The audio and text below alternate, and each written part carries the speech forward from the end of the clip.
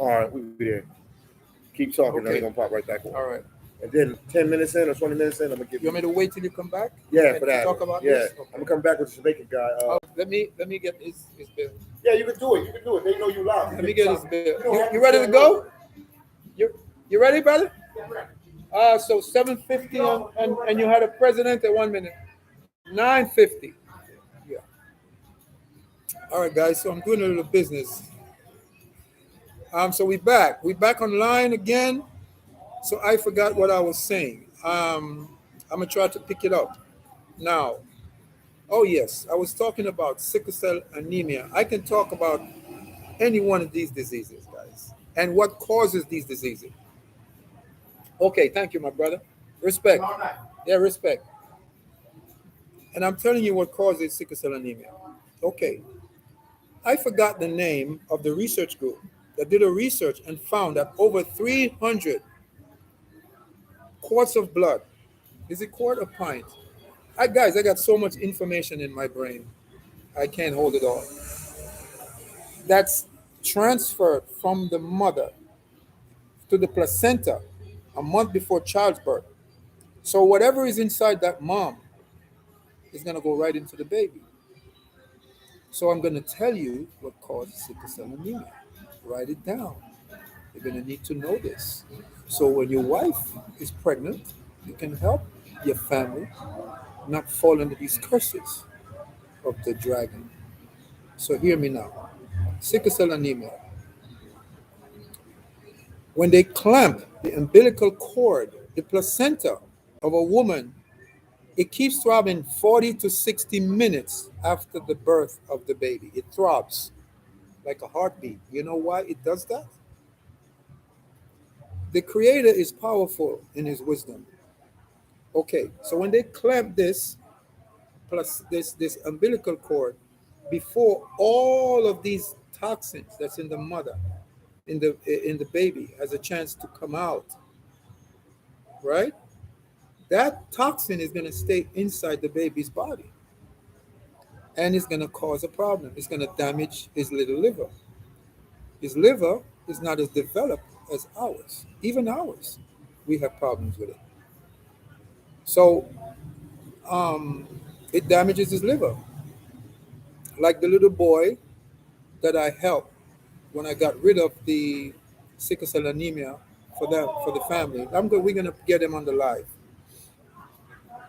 When I told the mom how simple it was, and when she told me he was born with it, I told her he wasn't born with it. You gave it to him. Oh, it runs in the no. Because the same medical practice is practiced all over the world. They clamp the umbilical cord before it falls off. The umbilical cord, life is like a fruit on a tree. The closest attachment to the mother is the umbilical cord when the child comes out. So that umbilical cord must stay on the mom's body until it falls off. This way, all of the toxins and whatever is needed is out and goes into that extra space that the woman has in her intestines to facilitate that.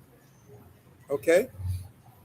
If you don't do that, what is going to happen is the baby is going to maintain some of whatever poison is in that mom is going to stay in the baby. And when it stays in the little baby's body, it's going to cause problem. So now, let's go to the sickle cell. That's it. It's very deep.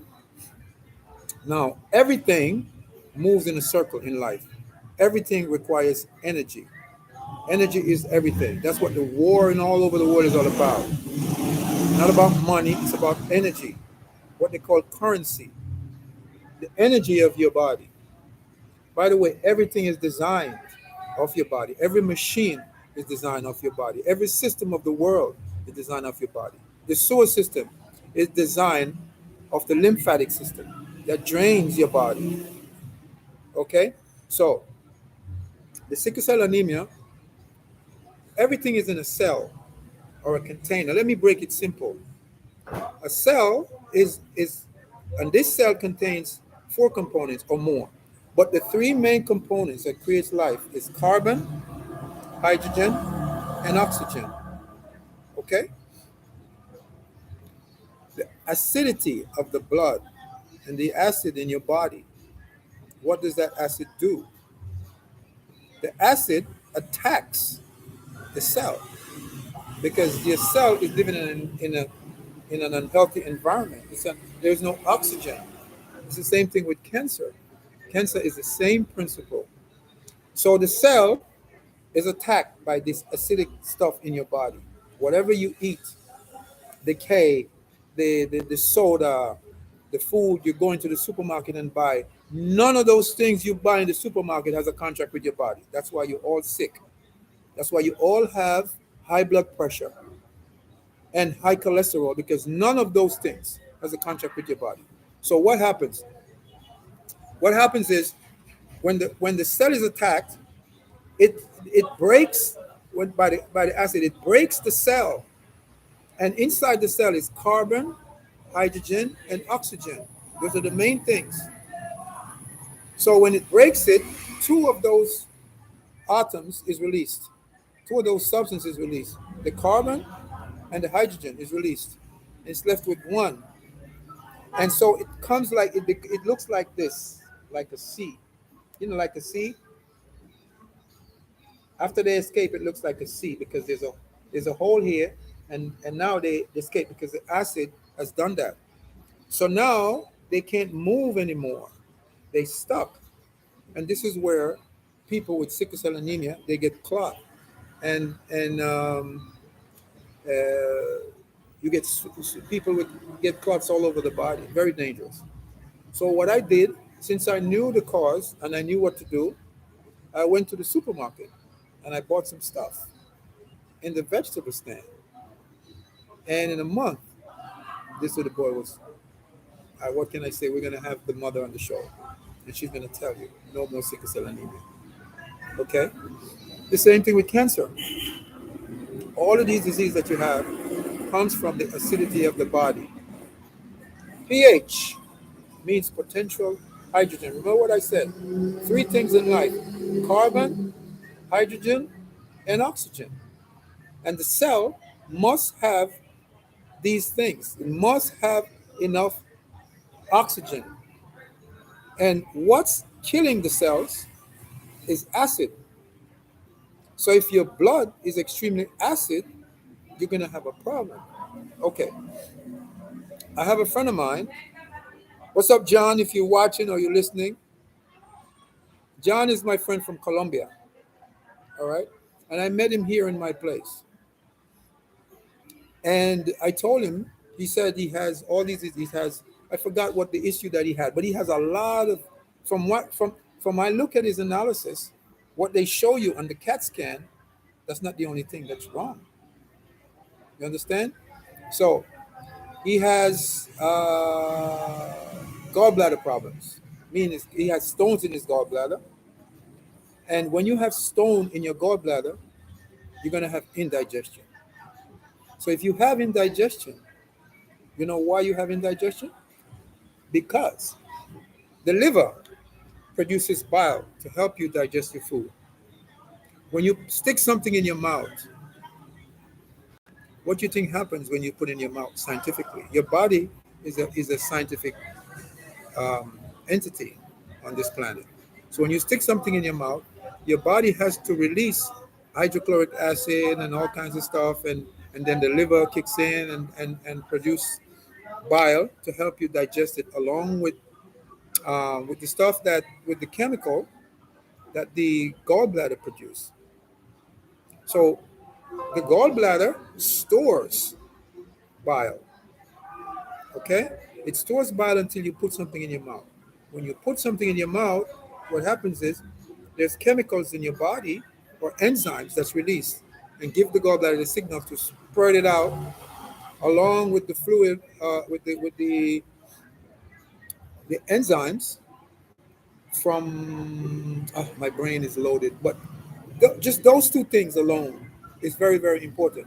So if the gallbladder is blocked and the bile can't get through to the common duct, which goes into the small intestine to digest all your digestion and stuff, the final stage is in the small intestine. It's absorbed in there. So if that is blocked up, you have indigestion. You can't digest your food properly. And if you can't digest your food properly, comes every single disease that you can think of. And I know of this because the CDC in the 90s put out uh, uh, a paper that there are over 44,000 different diseases affecting America, affecting people. And all of those is coming from that. They didn't say this. I'm saying that because I was studying under an Ayurvedic doctor that who was telling us that in his 30 years of practice, all of the diseases that he saw come from one thing, and one thing alone, from the blockage, from the liver not being able to do its job properly. Another thing, guys, do you know that the liver between 10 p.m. and 2 a.m. takes all the blood like a kidney dialysis machine from all over your body, the major organs, the brain, and it cleans it and filters it and put it back into the bloodstream. Now, if there's a lot of toxins in the body, guys, like and subscribe, guys. Come on, Philly's not here, but he's watching. Okay, so I need to see some likes. I need to see some script. I need to see some likes, guys. I need to see some likes. I need to see some thumbs up. 24 people, and I'm only looking at 13. Let's see some more. So, if the body can't do its job properly, if the liver can't do its job properly, what happens when the liver bile duct and the common bile duct is blocked? The common bile duct is where the liver like a hose meets, and the gallbladder and the pancreas. That's what I was trying to remember. The pancreas is involved because the pancreas also have to release its fluid. And if that's blocked, you screwed. You're going to have all the disease that you're looking at right now, if not most of them. Now, remember what I said. I'm not a doctor. This is my personal experience. I've been through this because I have my analysis with all of this. And my doctor told me that if I have gallstones, I can't get them out.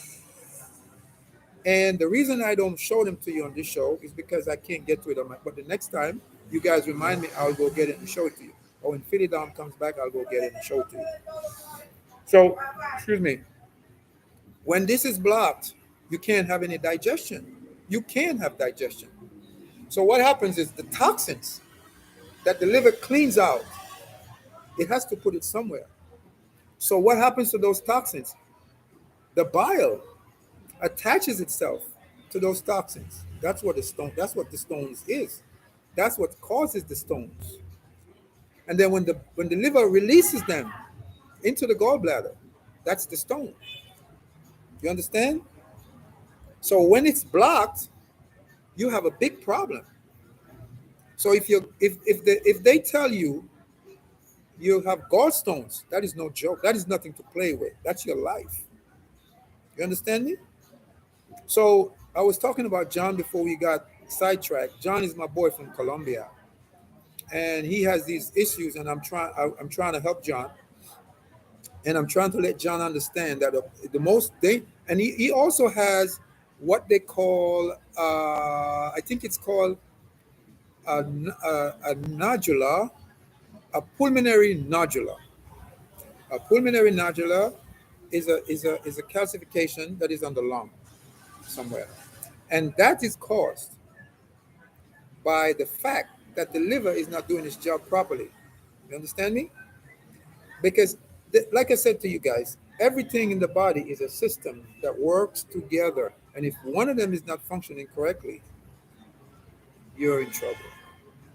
You're in big trouble. I'm going to tell you another science. If you ever look at a close-up of a sperm that you produce, and you ever see a film or a video of a sperm moving towards the egg, and there's a tail and the tail. The sperm has a head, right? So this is the sperm, this is the tail of the sperm, and this is the head where my finger forms a circle. Inside here is a sprocket.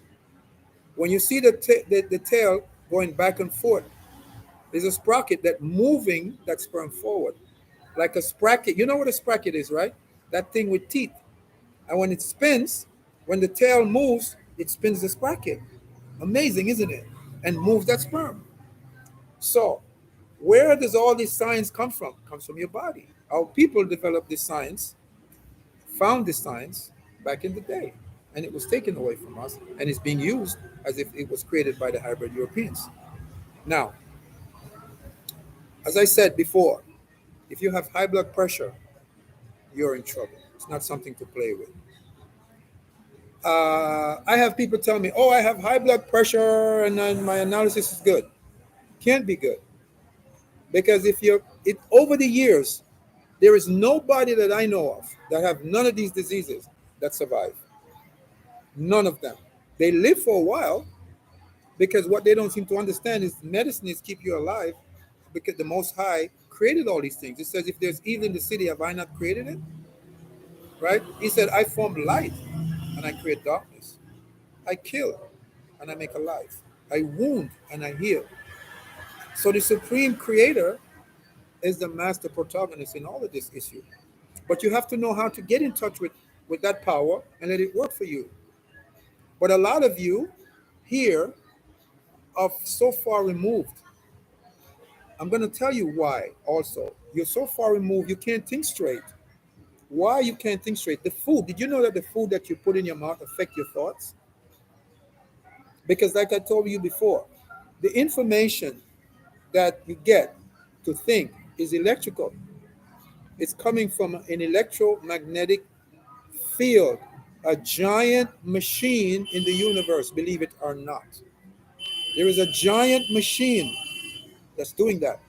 Have you ever seen Egyptian hieroglyphics where the priestess or the priest is looking up to a disc with a ray with rays of coming down into the forehead?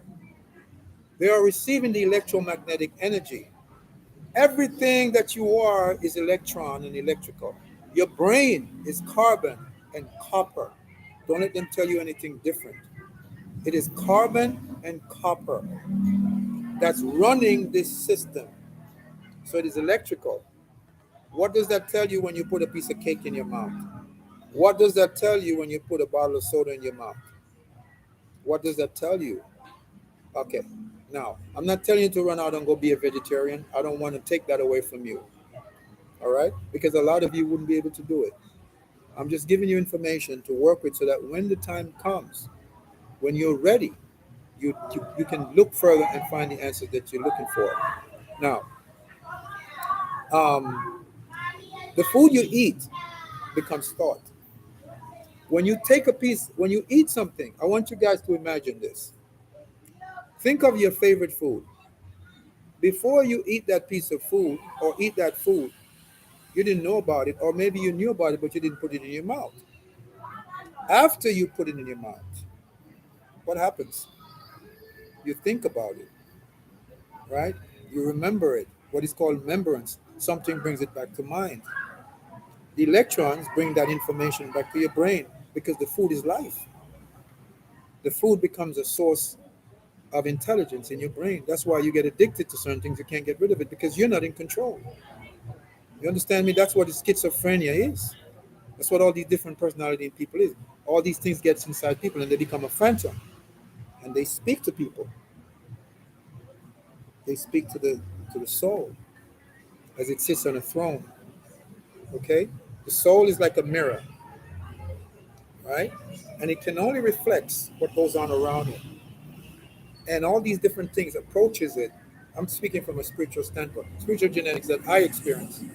It approaches it, and if you can't be objective to these things, it's gonna flash and it's gonna maintain. And the ego, which is also called the soul, is gonna grab onto it, thinking it's you. And I'm gonna show you another science. You are not your thoughts.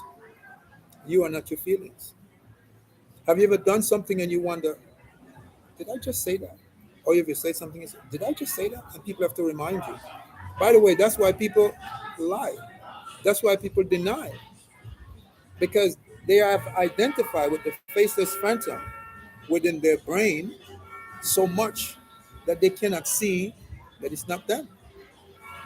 You understand me?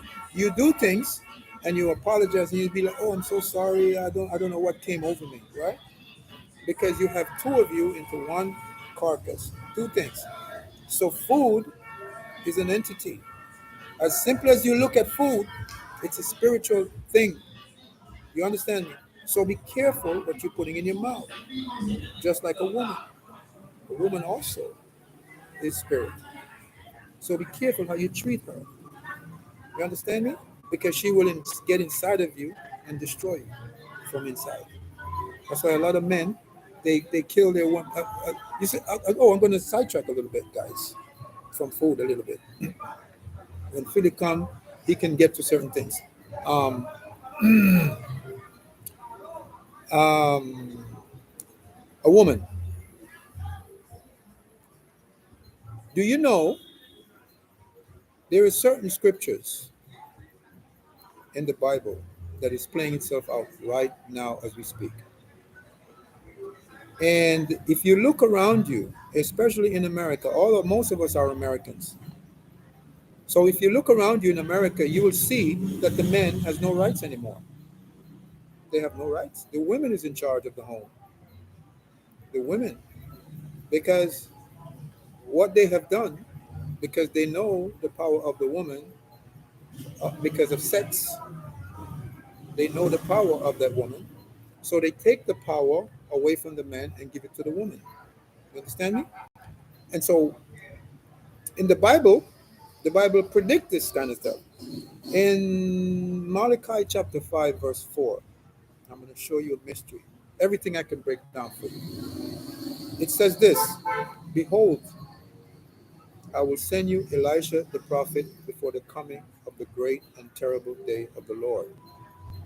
And he, Elisha, will turn the hearts of the fathers back to their children, and the hearts of the children back to the fathers, lest I come and smite the earth with a curse. What is this curse it's talking about? There is no father in the home. A woman cannot be a man. She can't teach a boy how to be a man. So what's going to happen to that child? All the gang violence. Guys, give me 1 second. Let me get a little light going. 1 second. Where's Philly at?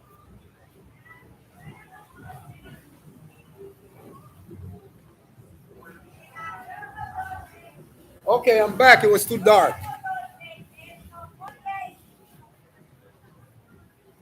All right.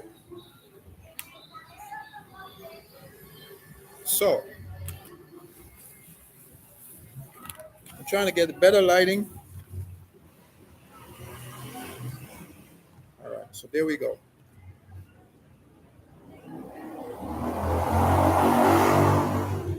Okay. So what's happening in the home? What's happening in the home? What's happening in America?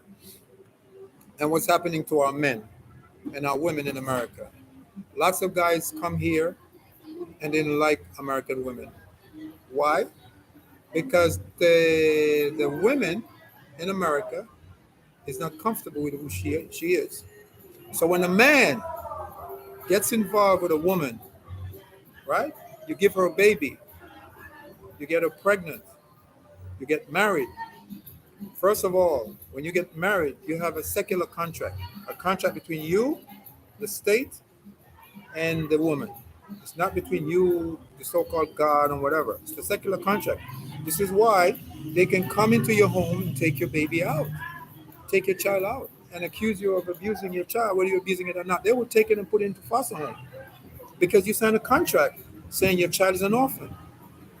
That child's birth certificate that is signed by the doctor and the woman, right after that is signed, they take that and they put it into the Department of Orphanage.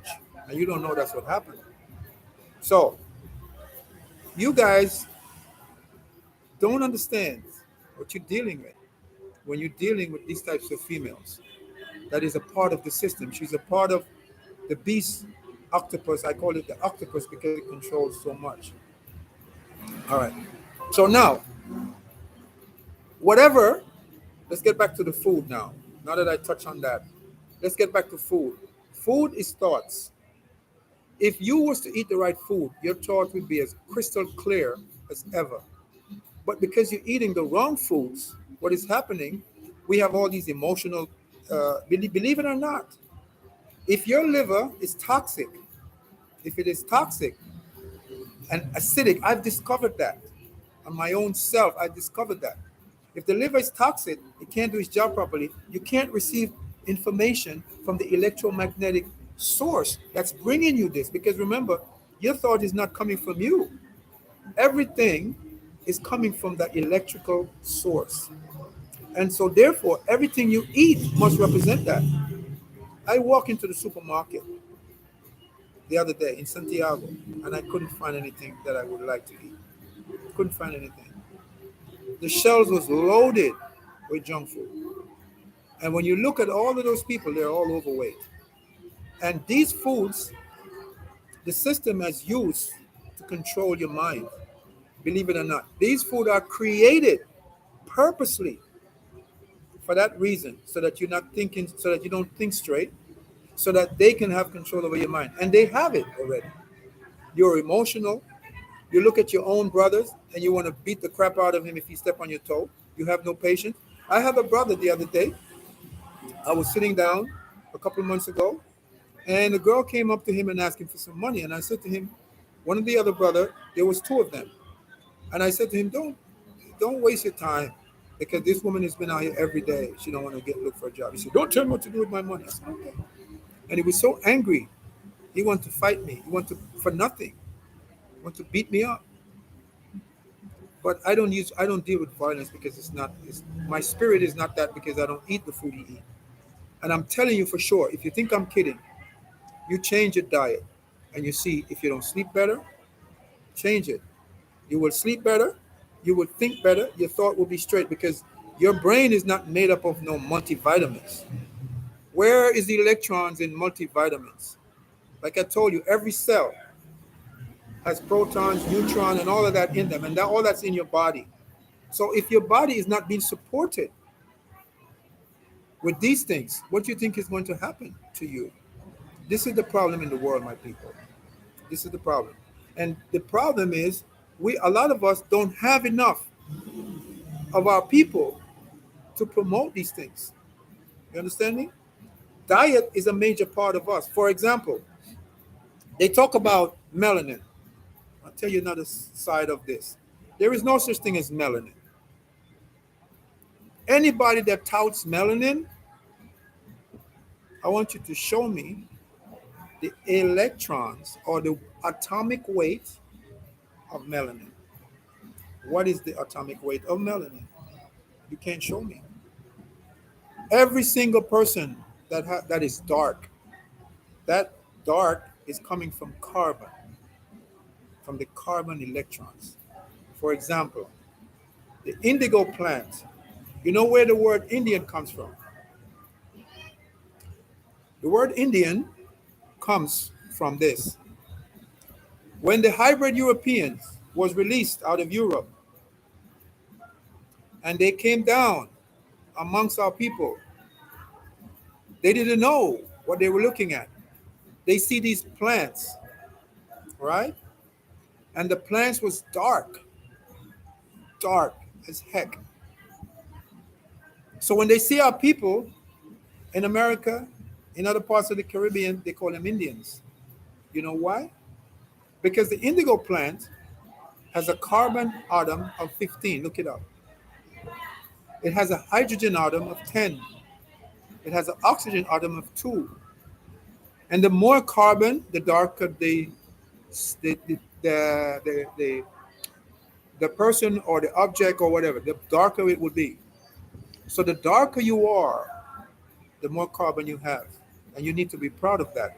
Because there's 3 major things. It's actually 4. But there's 3 major things that really creates life around you. That is the life that you're looking at. It's carbon, hydrogen, and oxygen. If you're a scientist or you're a biologist, you take a sample if you don't believe me. But scientists already have that proven, so I don't even have to go there. So a lot of you people that are bleaching your skin and straightening out your hair, you don't know what you're doing to yourself. You're killing yourself. This is why you have all these diseases. So carbon, hydrogen, and oxygen is the main thing in life. Now, and they have the indigo plant as a structure. Everything has a structure. So what is the structure for melanin and the structure for protein. Okay? There's no such thing as protein. They call it protein because all these things are written to confuse you. Okay? Where is protein? There's minerals. There is minerals because, like I said, everything is energy. The whole world is at war for one thing and one thing only: energy. Why? Because energy is what moves the world. They call it currency. You know what the word currency stands for? Currency, you think it's a piece of paper that you go to the bank with? It's your energy that you uses. It's a current. Excuse me. It's a current. Okay. Can anyone tell me the name of this brother, please, of this YouTube? Okay, the name. My name is Mosha. I'm sorry. The name of this YouTube is PhillyDom, and my name is Mosha from Mosha's Reggae Lounge. I have a channel called Mosha Speaks Volume, and what I usually try to do when I have time is I go back and try to continue um, from here, because Philly is very, very busy. Now, I'm sorry to spin off into all of this, but it's so much information that I have about that. Now, um, another brother, he told me he's very low on energy. Terrence from Texas. Terrence, I'm going to help you, brother. All right? And low energy, like I told you, listen to me carefully, guys. You don't need to take anything. Remember this: anything for energy. You don't have to, because of the science of the body. And I'm going to tell you again. I said it before. Let me say it again. Everything turns to sugar in your body. And the reason it turns to sugar is because the body uses it as energy. Glycogen is stored in the muscle tissue. Let me break it down. I learned this from being a bodybuilder. Glycogen is stored in the tissue for energy, for quick energy. Adenosine triphosphate, that is energy. There are three molecules that are attached to this other molecule called adenosine. For example, when you pick up a weight in the gym and you do a barbell curl, you know what happens? The muscle, the glycogen that is there, contains these three phosphate. The adenosine triphosphate that's created the energy, what they call energy. And when the muscle contracts, there's a byproduct of that called lactic acid, means that those three molecules, one of them breaks off and goes back to the liver and replenish itself and comes back again, so you can do another repetition. So you must give, here's some free advice for you, the body enough time to recover when you do a set. All right? That's good enough information. So that is sugar. That's all they tell you. If you look at science and biology, it'll tell you that. So where is that sugar coming from? The body produces it. And your diabetes and your high blood pressure, especially diabetes and insulin resistant and all these other terms that you hear, is just coming from that one thing. The body produces its own sugar for energy, glycogen. It stores it in the tissues and all over the body, so that when you need it to do anything, it's present. And I just explained how it works. Adenosine triphosphate. Then when two breaks off, it becomes adenosine diphosphate, 2. Okay, and in this other molecules, they must go back to the liver and replenish themselves. So if the liver is not functioning properly, what is going to happen to you? You ain't going to have no energy. But how do you fix the liver? All right, so Terrence, I think I just gave you some serious information, but it needs to be fixed. Now, again, sugar, sugar, sugar, because that's our problem.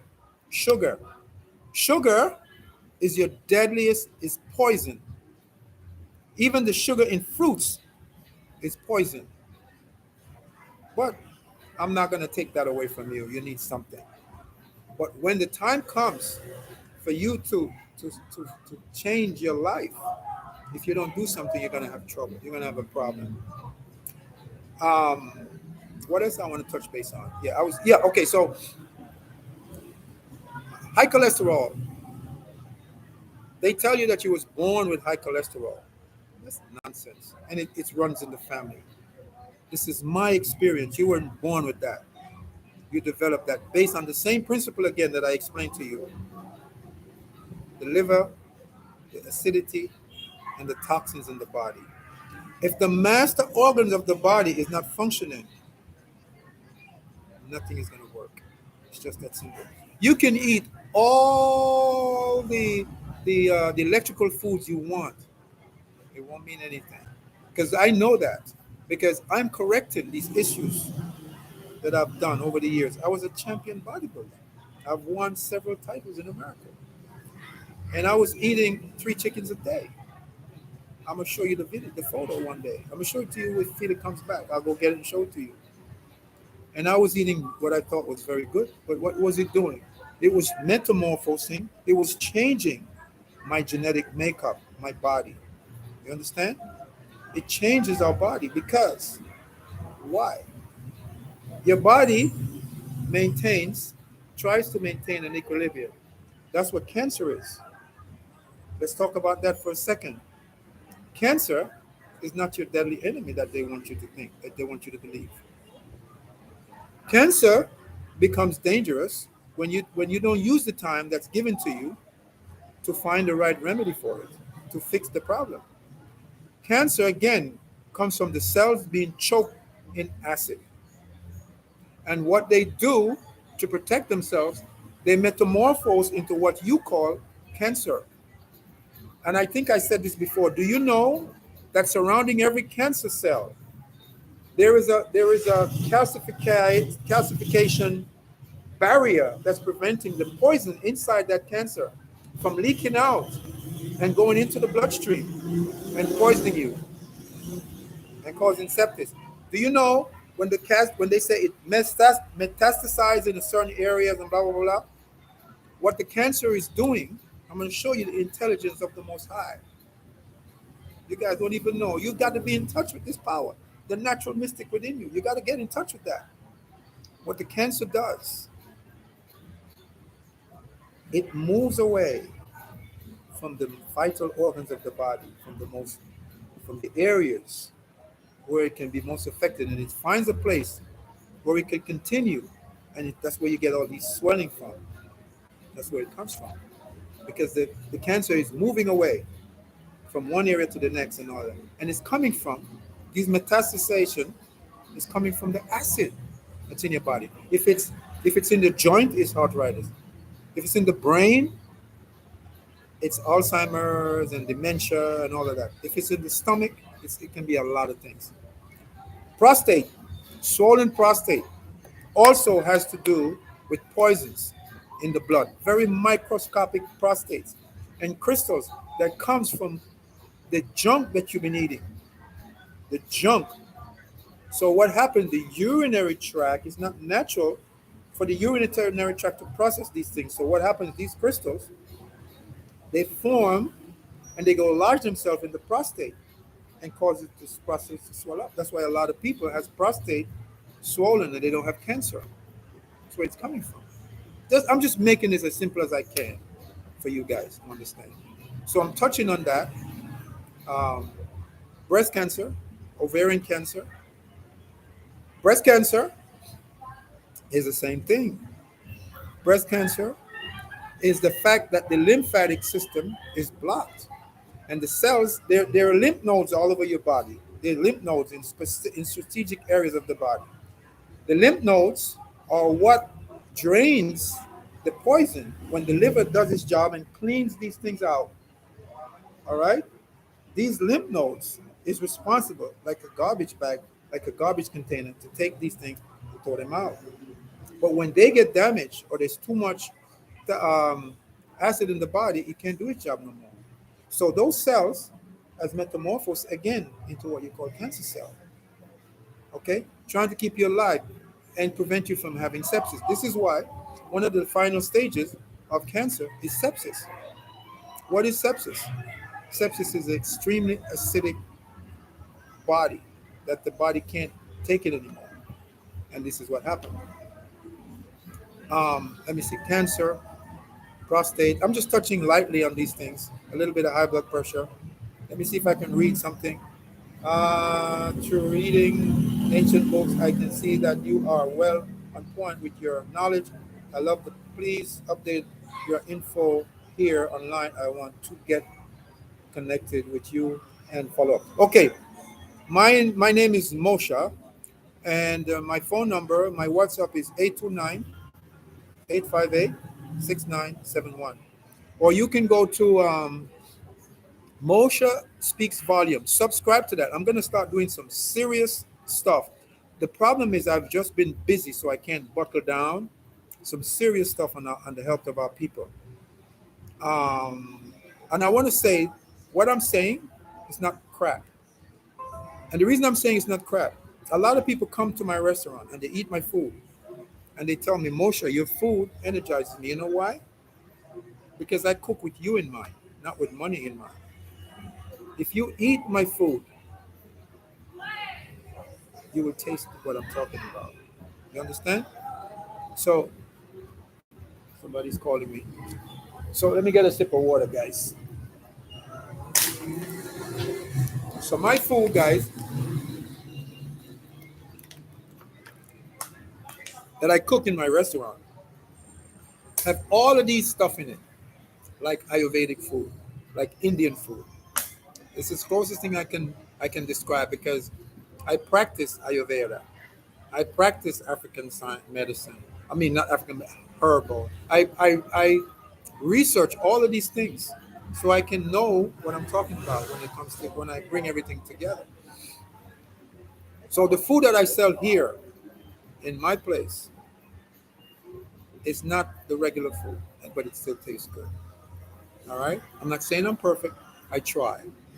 Now, once again, guys, everything that you put in your mouth is responsible for your disease.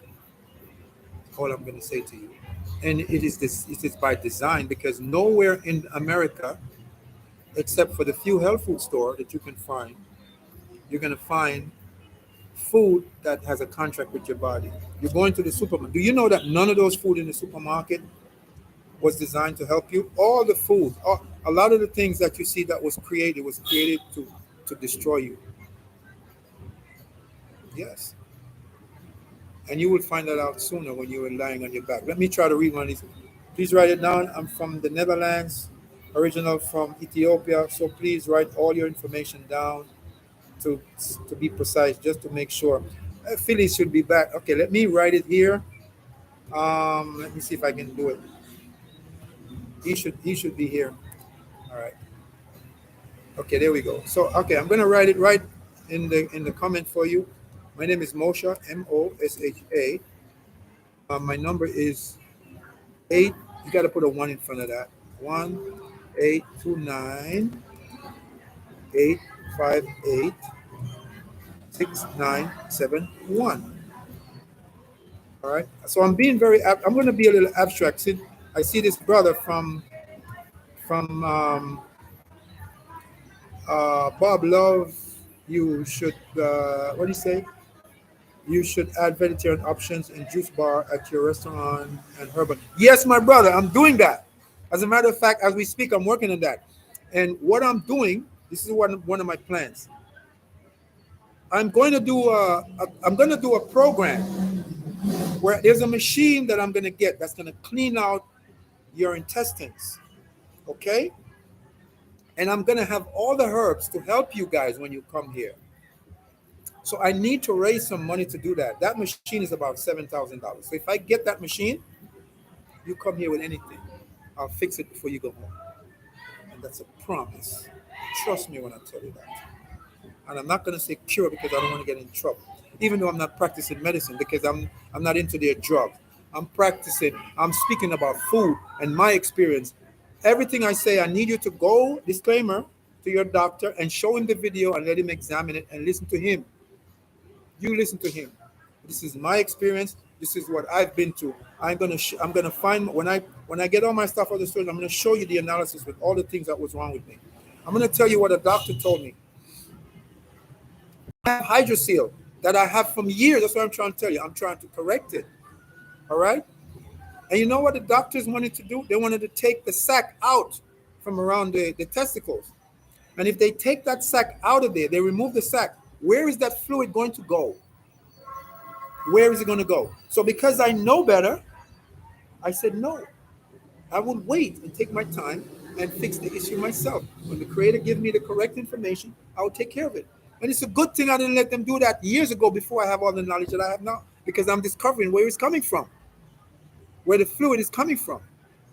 Okay? So I'm not saying don't listen to your doctor, but you have to have the knowledge. You have to listen to them until you know what to do. Okay? Let me try to read something. Are you on Instagram or YouTube? Yes, I'm on YouTube. It's called Mosha Speaks Volume. Let me put it up here again. My channel is Mosha's Reggae Lounge. There's two of them. And Mosha Speaks Volume. It's called Mosha Speaks Volume. Okay? So Mosha Speaks Volume is another YouTube channel that I have. Okay? And Mosha's Reggae Lounge is also my restaurant channel. Okay? So my number again, 829-858-6971. You can hit up PhillyDom and he will give it to you. My number. All right? So what was I saying? I got distracted because some people outside try to get my attention and I try to ignore them to talk to you guys. Oh, all I can say, guys, what I'm been discovering, I am a full-fledged vegetarian. There's a lot of people that say, I'm a vegetarian, but I eat fish, and I eat shrimp, and I eat seafood. You're not no vegetarian if you eat fish. You ain't no vegetarian. Call it what you want, but you ain't no vegetarian if you're eating fish, if you're eating shrimp. That's not vegetarian. Vegetarian, see, here we go again. A play in words. Let me tell you where this thought. Do you have a video of foods to eat that are easily made? Hold on a second. 1 minute, guys. Let me get back to that. I'm gonna show you a mystery of English language. Here is the issue. English is an equivocal language. What does that mean, equivocal language? It's meant to deceive. English is meant to deceive, right? One word can mean 10 different things. I'll give you an example. In Greek, there is 4 different meanings for death. In English, it's only one. So when I read the Bible, you see, because I research these things, it doesn't confuse me because I know what I'm reading. And the so-called Paul says, behold, I die daily. They change that and say, oh, we are killed all the day long. We're trying to confuse you.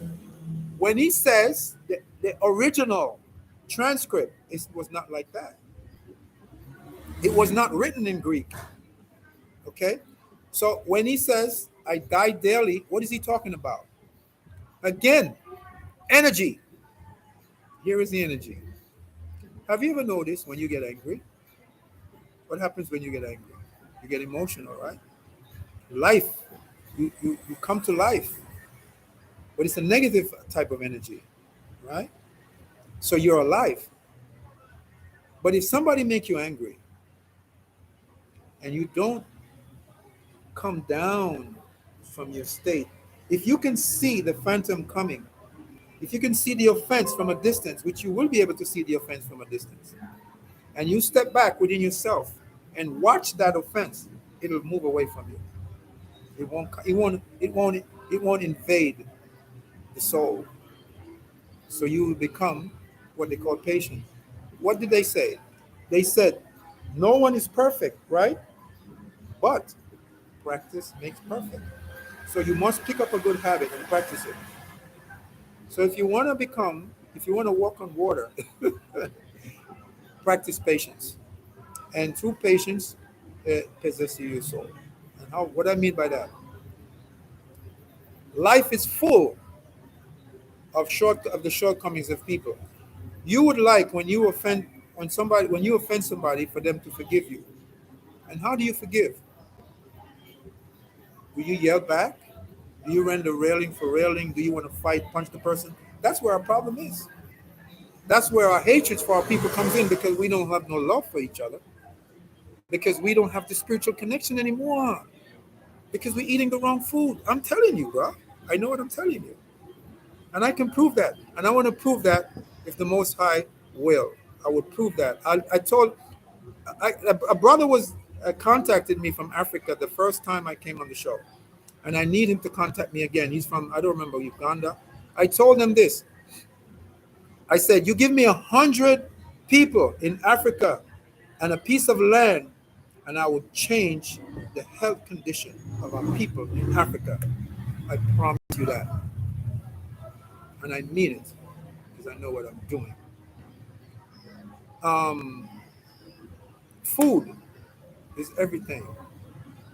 The food that we have been fed in America, in Africa, in Haiti, in Jamaica, Dominican Republic, all over the world, is meant to destroy you. But back to the English that was designed to confuse and confound you. English has 8 parts of speech. 8 parts.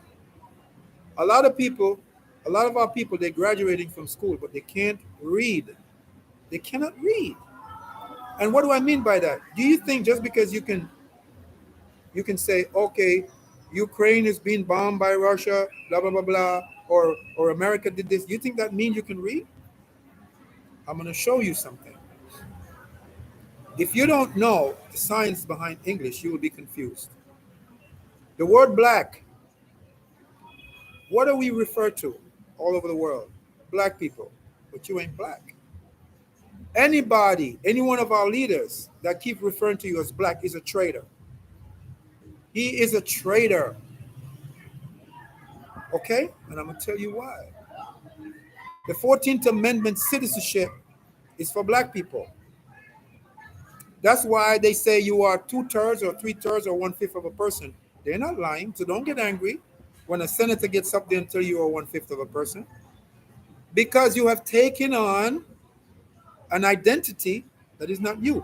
Black. You are not black Americans. You are not Afro Americans. You are none of those. And I'm sure you heard that before.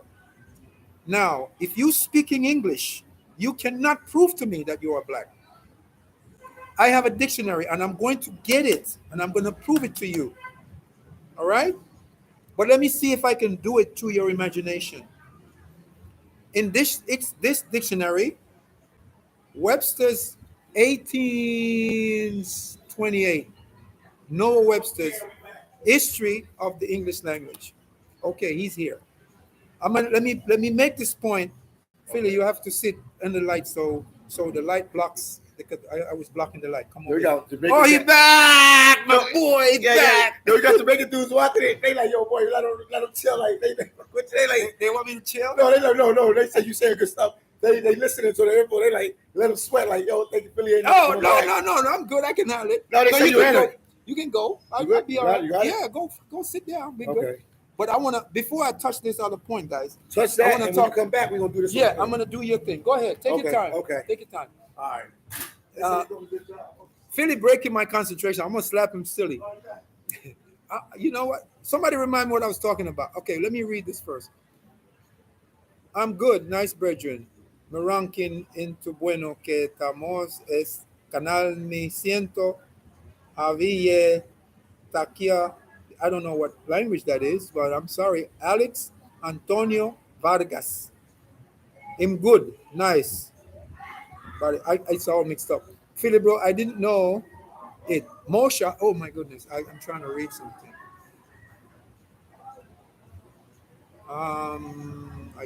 Okay, let me read some stuff. Blah, blah, blah, blah. Are you Instagram? Yeah, okay. Go down a little more. Okay, Steve Owala, become a monster.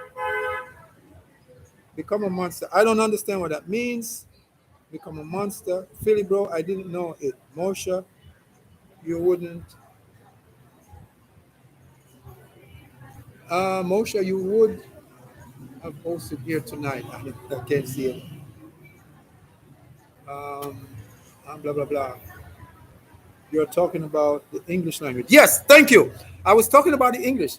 I said English is an equivocal language. Equivocal. Look it up, guys. I want you guys to get your dictionary. You know what? When I come on, I'm gonna get you guys to get several things. Your dictionary is very important because I'm gonna break things down. Now, I'm gonna show you how you don't have your own mind. Everything that you think is not your own. It's being controlled. Very easy. Okay, now in society, there's a group of people is that controls this world. I'm not gonna call their names. I'm not gonna say who is in control of them. But they're called, but these people that works for the octopus, I call him the octopus. I'm writing a movie about the octopus, right? They're called sociologists, for lack of a better word. You know why? Because they are the ones who change the narrative of what you think and what you say and what something means. Okay? Sociologists. When a sociologist picks up a book to do his or her research, they look for something called the brackets in that dictionary. The brackets is that thing that looks like this and it has a square. Whatever is in that, they take that and they go find them. That's the meaning. So whatever is in that bracket, if the bracket is this long or whatever is in it, that is the meaning. Anything else outside of that bracket is what they call linear entry that is meant to confuse and confound you. Thus, the word black. If you look at the word black in a dictionary with brackets, all of you people get a dictionary with brackets in there. But you're not going to find too many because they take them off the market. And the brackets is where the meaning of the word is. Now, if you look at the word black in the Noah Webster's dictionary of the English language that I have from 1828, right? When I look up the word black in all caps, there was a guy that was a doctor. No, he was a lawyer. He came to me when I was on the beach. He came with his girlfriend. And we were speaking about Obama, right? And he said, Obama is the only black, was the first black president and this and that and blah, blah, blah. I said, man, you don't know what you're talking about. You are a victim of circumstances of the history that is put there by the Rockefeller Foundation after the First World War. You're a victim of that. And you are being educated by your enemy. So you think that Obama was the first black president. Oh, no, Abraham. I said, no, not even him. You are wrong. And they was all over me. I said, first of all, I'm going to show you a mystery. I get my dictionary. It's this thick. I look up the word black. In that dictionary, the word BLACK is in all caps. And I said, I want you to tell us, there was like 10 people, tell us the meaning of the word black. And when he was finished reading it, it was this thick. He said, Mosha, I'm sorry, I'm confused. I said, of course. Why? Why was he confused? Because he didn't know how to read it, but he's a lawyer. He graduated from this university, and I said, bring them to me. Bring all the university professors here. And we debate them on the show. And this little stupid me will show you something. And I said to him, first of all, the word black,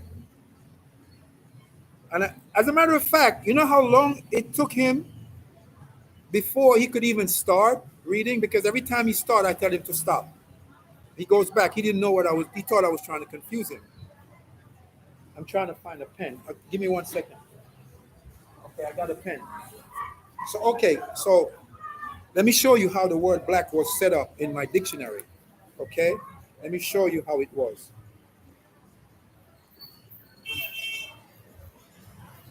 Okay, so the word black, okay, if you can see this, I don't know if you can't see it. You see the word black? And right after the word black is a little A. Okay? That is the part of speech that you need to place that word in. And he wasn't doing that. That's the confusion. And so I had to correct him. I said, okay, give it to me. Let me show you. I said, look what it says, black. I said, what is this? He said, A. He said, oh, snap, you're right. I said, what is the word black? He said, black, A, means it's an adjective. What does adjective do? Adjective is not a noun. So how can you call yourself black? You are the chosen people, which you was here first of the Most High. That's why you have so much carbon. That's why you're the scripture said you're like the sands of the sea. All over the world, there's more people with carbon than hybrids. Go anywhere in the world and you'll see it for yourself. So I said, black. What is that? Black is the absence of color, opposite of white. Scientifically, no white or black people exist. Right. So no white or black people exist. But that's black really means white. Okay, pale. You know, I'm gonna bring my dictionary and show it to you. Okay. Now, anybody that says black or white scientifically does not exist, I don't understand that. But all I know is this. I know this. Our people is full of carbon. Call it what you want. And our people, I'm not here to argue with nobody, are the first people on this planet. The hybrids come later. That's a very heavy subject I don't want to touch here. It's too heavy. Might get me killed. So black is an adjective. The scriptures speak about that. It says this. They have take I think it's Psalms 84 or 87, don't remember. They have taken crafty counsel against thy hidden ones. They have created a tumult, which is a system. Right? They have created this system. All right? And they have turned your people in other parts it says you have become a proverbs and a byword. So in Psalms it says, they have said, let us get together so that the name of Israel will no more be in remembrance. The name of Israel will no more be in remembrance. Now, is the name of Israel in remembrance? Is it in remembrance? It's not the hybrids that are living in the land called Israel. That's not even the land anyway. How can the chosen land of the Most High be a desert where nothing grows? It's not that, guys. Why don't you wake up? It's all a trick to get your attention somewhere else, to give that to somebody else.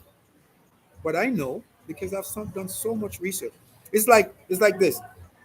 It's like the people that you see in the deserts in Africa. Hear me out. I want you to listen to this. All those people in Africa, all over the desert, all those tribes, where do you think they come from? Those are the ancient people of Egypt, the Hittite, the Jebusite, the Perizzite. Ethiopia, for all you Ethiopians that's listening to me, I want you to hear me good. The Oromo tribe and those tribes in the deserts of Ethiopia, did you know that those are the real Egyptians? All of those hieroglyphs that you're looking at, those are the real Egyptians. The ones you see over there are Syrian babies. They're light skinned, they're hybrids. You got me? They're not the real Ethiopians in Egypt that you see. So the Somalians, the Eritreans, the Ethiopians, all of these different areas that they're talking about, those are the real Egyptians, guys. So the Oromo people, I'm using them because I think they are more prominent right now and they are more in the limelight than the ones that are not. Those are the real Egyptians. So when you're thinking about Egypt, those are the people that were the Egyptians. If you look at how they dress, how they carry themselves right now, you look at the Egyptians hieroglyphic, you'd see the same thing on the walls of Egypt. You understand me? Now, I'm going to say another thing. That the Ethiopians that's there, most of them, some of them, they are Aksum. They are from the Aksumite Empire. They are not the ancient Ethiopians of the Bible. Some of them from different tribes. Yes, I'm not saying this to offend anyone. Just giving a little history. Okay, back again to melanin and carbon. All right, back to the word black. I'm sorry to stray, but I have to some of this stuff to come out. Okay, so um, black. When I showed this gentleman the word black, and I said black, and I said, "What's this?" He said, "A." I said, "What does A mean?" He said, "It means adjective, because there's 8 parts of speech in English, and you must know where to put it's in its proper matrix for you to have any understanding. So if you can't do that, you're illiterate. You're not literate at all. You can't read. This is why when I was in Jamaica, we started little baby school. They used to give us stuff to read, and they call it comprehension. We used to have to be able to read it and comprehend it. And if you don't know what you're reading, you're going to have a problem. And they drill that into our head. Reading and comprehension was one of the most important subjects because you must know what you're reading. Okay? So a lot of our people can't read, and this is why we have so much trouble. Because we read something on Facebook. I've posted things on Facebook, and nothing that I said, the person that responds addresses it. I'm like, what's going on here? So then I realized that the person just can't read. And when I tell them, they get offended. You understand? So this brother that was there was a lawyer was talking about guys. I'm sorry, I'm not focusing on the. Let me see. Let me check out some of these comments here. From the absence of complete absorption of visible light, it is. This person says, black is a color which results from the absence of complete absorption of visible light. It is an aromatic color with what? With hue. Okay, so great. I think he's reading from something he pulled off the internet or something because this is not making any sense from what I know. Okay, so thank you for that, guys. But I know that's not true. What this is saying, you pulling that up of something. Okay, so it says here. This brother says, Alim Tanta, Psalms 83.4. Come, they say. Thank you, Alim. It says, they say, let us destroy them as a nation so that Israel's name is remembered no more. Thank you. That's what I was trying to bring out to you guys. Now, the name of Israel is no more remembered all over the world. They're calling us black people. They're calling you African American. They're calling you Jamaican. They're calling you all these names. Your name, which came from the ancient creator who created you, is no more in remembrance because they steal your identity. They are stealing your identity through this word that they're putting into commerce and using it as a commercial entity on Wall Street. So when you go and you apply, when all of us go and we apply for something and we fill out an appeal is a system. You're appealing, you're asking them permission. Every single thing, if you want to prove me right or wrong, every single documentation ID that you have, look at your driver's license, look at your passport. It says this is the property of the United States of America. It's their property. And who are you? You're carrying their property with you, your driver's license. So you're asking them for permission. Okay? Let me read something in. Are you a pastor, brother? No, no, no, far from it. That's a great compliment. I'm not a pastor. I'm just a regular dude that practice um, living in the moment where the Most High is. He's not in a church. He's not in a building. The Most High said this. He says, Isaiah 61. He says, listen carefully. The heavens is my throne, and the earth is my footstool. Where is the place of my rest? All these things of my hands made, all these things have been, saith the Lord. But, comma, here again, English. But, comma means full stop, means that statement is finished. You're going to start another one. To this man will I look, comma, semicolon, right? Something like that. He said, to this man will I look. He that has a contrite spirit and tremble at my word and have a broken heart. Look at the word contrite and you see everything that you're going through with your wife, with your children, with child support, they're taking you through all this nonsense and making your life a misery. That's contract. That is the mystery of that.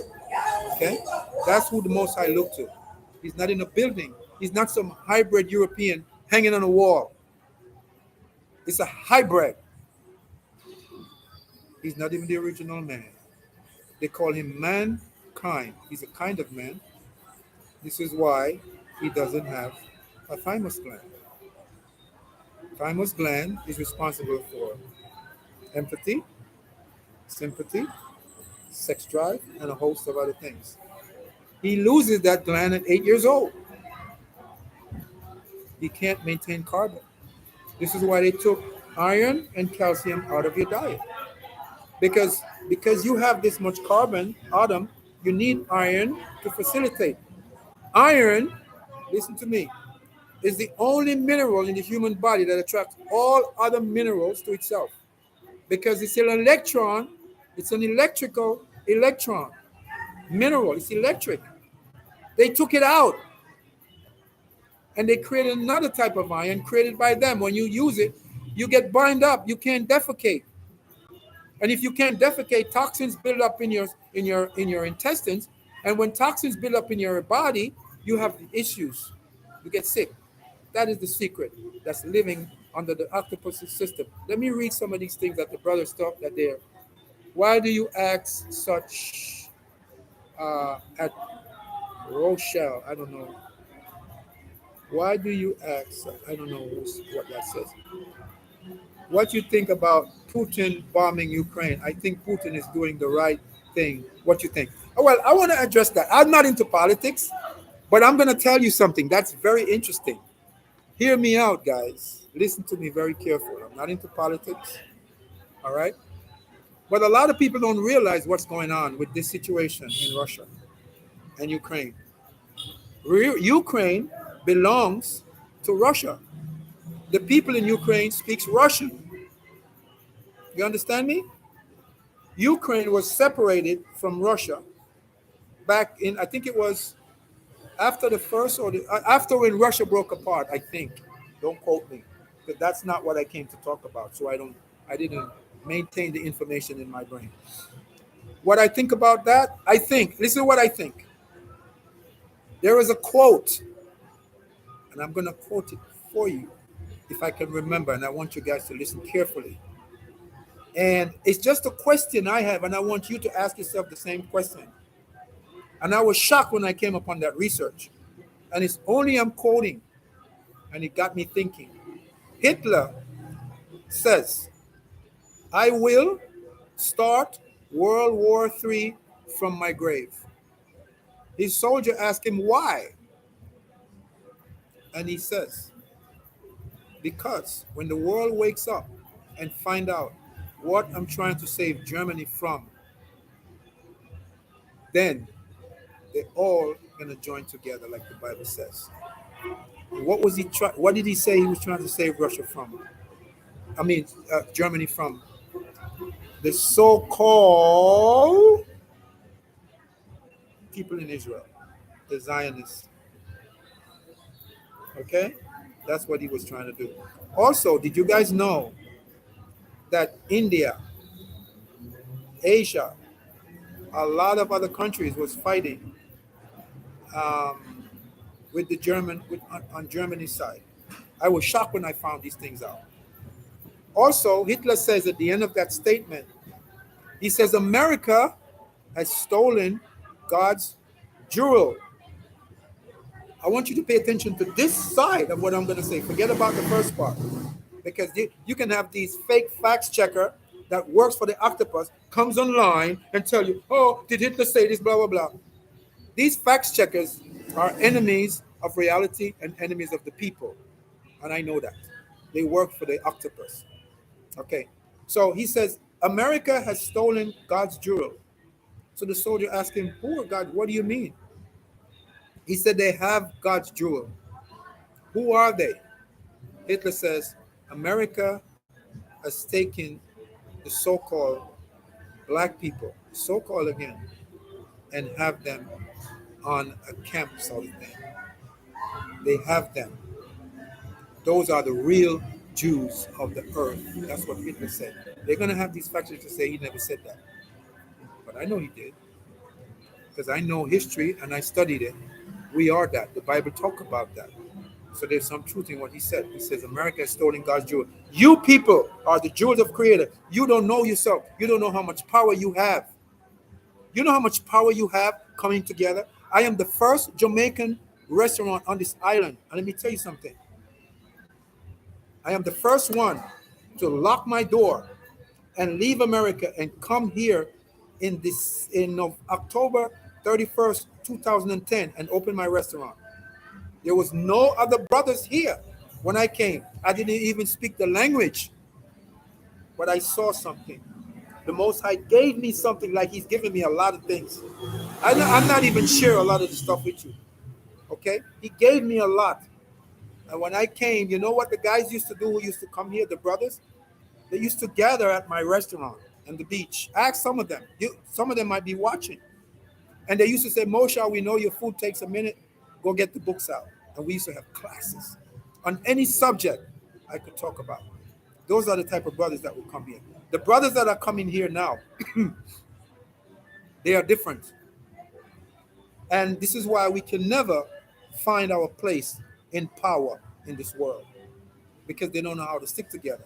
Let me show you a science. You see this? What does it take to make a fist? I do karate for over 30 years. And the strongest fist, we use to Kushin Kaikan, is powerful. But watch, can this make a fist? All of them together make a fist, right? So I said to some brothers the other day, I said, you know what we need to do? We need to really, really form a group, an organization. I'm putting this out there. I call up one of the bloggers. I don't want to say his name. And I said to him, let me and you, because I have all the connection and I know what to do here. Let us start an organization for our people so that when you come here, I know people are going to, but remember you heard it first from me. I'm not afraid to share it. And I want to invite you guys to let us do that. Contact me and let us do it. Form an organization for our people. When you come here, your credit card gets blocked, you can get some money. You have any issues with the police, you can get help. You have any issues with your business and the government, we can just make a phone call because we are a group. But you know what our people do when they come? They come here as individuals and they hate on each other. They hate me. One of them come into my place the other day when I first opened up, and he was coming to do a review on my jerk chicken, and he's gonna put a test and and then he goes into the bathroom that I told him that the bathroom was being renovated, the door is locked. And he said, oh, I just wanted to pee. I said, if all you want to do is I'll open the door for you and you can go on. He went in, he peed, because the guys had just gone out to lunch. And I locked it back. Then he goes on YouTube talking about my disaster. Look, my bathroom looked like a hurricane passed through it. And that's our people. Rather than trying to lift me up, he couldn't say anything negative about the food, because that's what he came for. As if he's some kind of authority on my food. He had no authority on my food. That is how our people are. But I'm telling you, brothers, if you stop seeing our people as your enemy, stop looking at them as an individual approach, we would be better off in this country. Because in this country, you are not well liked. I'm going to tell you what an Indian brother did when I first opened up here. I put out, listen to what I did. A friend of mine, a Jewish girl, put out a YouTube channel, a GoFundMe page to help me raise money to do some stuff. And do you know, out of the 300 people or more that I know, I never got no help from none of them. I raised only $400. I needed to raise $25,000. Nobody was there to help me. Everybody had an excuse. Oh, my! I said, people, just give $1. I'm saying this to tell you guys where the minds of our people is. So I'm using this before I tell you what the Indian brother did from Guyana. When I opened here, right? Right now, I'm still struggling to break the bar, to set up everything. like the brother says, somebody says, put in a health food store, blah. That's exactly what I want to do. And bring this machine so when you guys come, I could get you better before you go back to the States. I promise you that. No joke.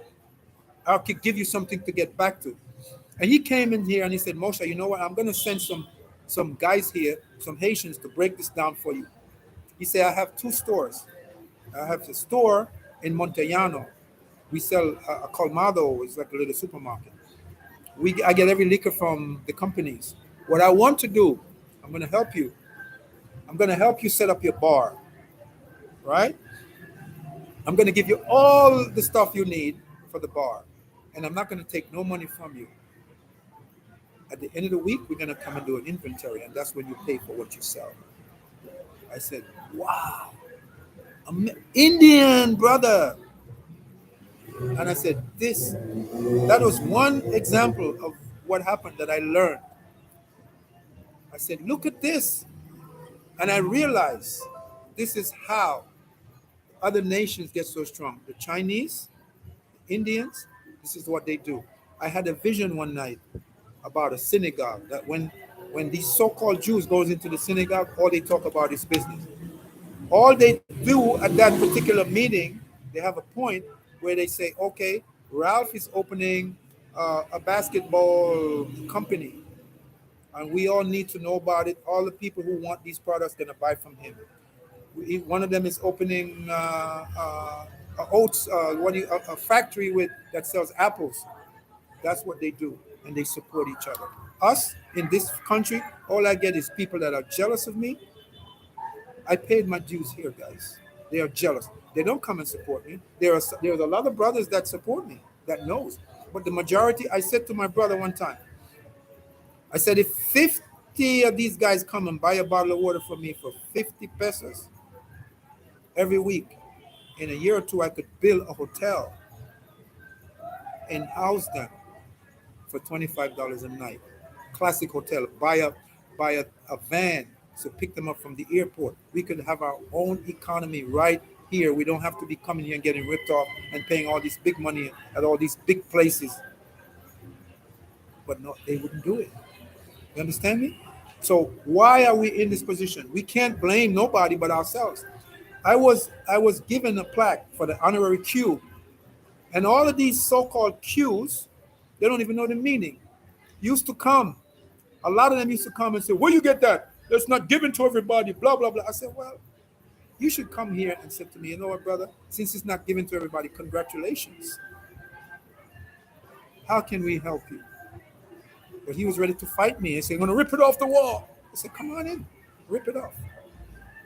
And I said, let me ask you a question. How many members are in this organization called the Q and all these fraternities? You can't tell me. I said, okay, I'll give you, let me give you a head start. Let's say you have 100,000. How many hotels do you own? You're coming up in here with this nonsense. How many hotels you own? None. How many sneaker factories you own? How many car companies do you own? But you come here in this country and you spend so much money and you own nothing here. You come and you pay all this money to stay, like the Black Caucus. They go all over the world, all over America doing these things, and they don't even own a hotel. So when are we going to get it together? What does it take? And then we look into somebody to help us. Nobody's going to help you guys. Nobody. When it comes to your health, nobody is going to help you but you. And this is why I'm here to tell you that if you want to change your life, you must control what you eat. You must find it within yourself to find that place where you can meditate so you can receive the proper information. It's good you come and look for girls, yeah. I'm going to show you another thing. How our people used to exist, what they used to do back in what we call ancient times. But there's no such thing. What did they do? Have you ever seen pictures with this hand like this? Okay. You know what that is? Right. Oh, here comes Philly. They say give them too much information. Okay. So keep going. You want to keep going or you want to stop? No, it's up to you. It's up to you. I'm good. No, I'm good. I'm giving too much info. Yeah, you're right. I'm not going to do this. Watching. They watching. I give it. They give it too much. Okay, so let's talk about this now. Okay. Let's talk about your thing. Now we have to pop it on them, man. Let them know. Okay. But okay. So listen, guys. When I gotta first, put over you, no, right? that's good. No, I can All just put my head. Okay. PhillyDom, when I first met him, he had high blood pressure. And I said to him, some of you remember, I said, I'm going to tell you 3 things to do that will help you. And look, tell him, PhillyDom. You tell him Okay. what his blood pressure was and what it is My now. blood pressure and right I here, didn't you even can give see him a diet. It's at right here. If you look right here, it's at 155 over 99. That's crazy. That's what they doctor told me. That's crazy. You know that he could break a blood vessel in his brain with He that? told me the doctor almost passed out. Yeah, okay. He could break a blood vessel. You see it? And I document this. You know I document this. Okay. I was in Colombia. You guys know I document everything. Okay. I see all the videos. And when I met him, I told him to do 3 things. Look where he's at right now. Look where he's at right now. And he's losing weight. And I'm losing weight. And I'm not even going all the way. I didn't even give him a diet. 140 over 90. Okay. Anybody that's a nurse that's watching, a doctor in the medical field, this is average. It's not like the best, but it dropped 15. The doctor was asking me, what are you doing? What are you doing? Okay. Just from what I told him. He said it's not even from the medication alone. Okay. It can't be from the medication alone, because if he's from the medication does not really, it only keeps, what the medication does is help to get some of those sugar or whatever it is out of the blood to keep the blood thin. Because when the pressure is high, or it's your blood pressure is high, the blood is too thick sometimes. And the pellets are thick because of the food you've been eating. Yeah, that's enough. He said they're giving you too much information. Yeah, the Jamaican boy said, close it down, come back another day. What did he say? He disturbed. It's yeah, 60. we're gonna close it down. It's 60 if you want to keep going. No, 60. no, it's up to you. We can talk if you about keep going, go a little bit more. We can talk about but that was a highlight. We had to say that part. All right, talk to him a little bit more. Yeah.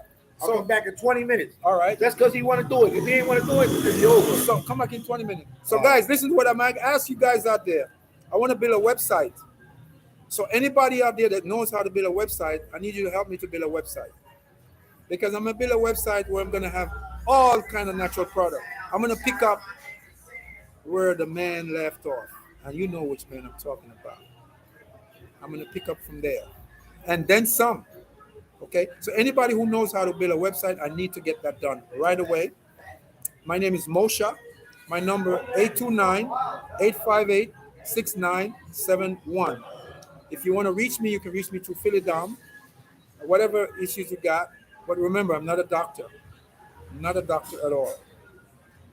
I'm just a regular dude that's in tune with certain things. Let me read some of these things. Just because some things is deep for you to understand doesn't mean that what he's saying is nonsense. Do some research. If you don't understand what this elder is saying, but not religion. Oh, okay. My name is Mosha. Just call me Mosha. I prefer that. I don't see myself in no group. As age, I just see myself as a person. So yeah, thank you for that, brother, for saying that. Because yeah, brother, I did send you what's up. Check it and holler back. If the brother from Ethiopia. Okay, all right, I will do that. I got for you is a dislike. Is a what? What the 3 things? Only thing I got for you is a dislike. I don't understand what that comment is. Only thing I got from you is a dislike. Oh, I don't. Okay, that person is commenting on somebody else that made a comment. Okay, thank you guys for sticking up to me, man. Sticking up there because I'm just talking. Big King Kingston, what did PhillyDom take to bring his blood pressure down? Well, are you the one who's seeing the doctor? Okay, guys, listen to me. I do consultation and I request donations. So you get in touch and we talk. But you have to get in touch with your doctor first and let him examine all of this stuff that I'm saying and all the things you hear me talk about. And then you decide if you want to come along my track. But one of the things that I told you that I want to do is I want to set up here in my place a section for health foods. And I want to get a machine that is going to help me to help you. All right. But I need somebody that can build a website. If you know anybody, let them contact me to help me build that website. So what is the only thing I got is like I hear we go with this. Okay, so some people are fighting. Guys, listen to me. If somebody is not, if that comment was for somebody who's giving negative comment, don't argue with them. Leave them alone. Just don't argue. Just let those people be, guys. Let them be. Leave them to their own foolishness because they don't know what's going on. Where is your restaurant located? It's in Sosua. It's in Sosua and Pedro Pisante and Esquina Dr. Rosen. When you come to the metro station, if you're coming from Puerto Plata, you make a left. And you come down and you cross Pedro Pisante and you come over and you see me on the left side.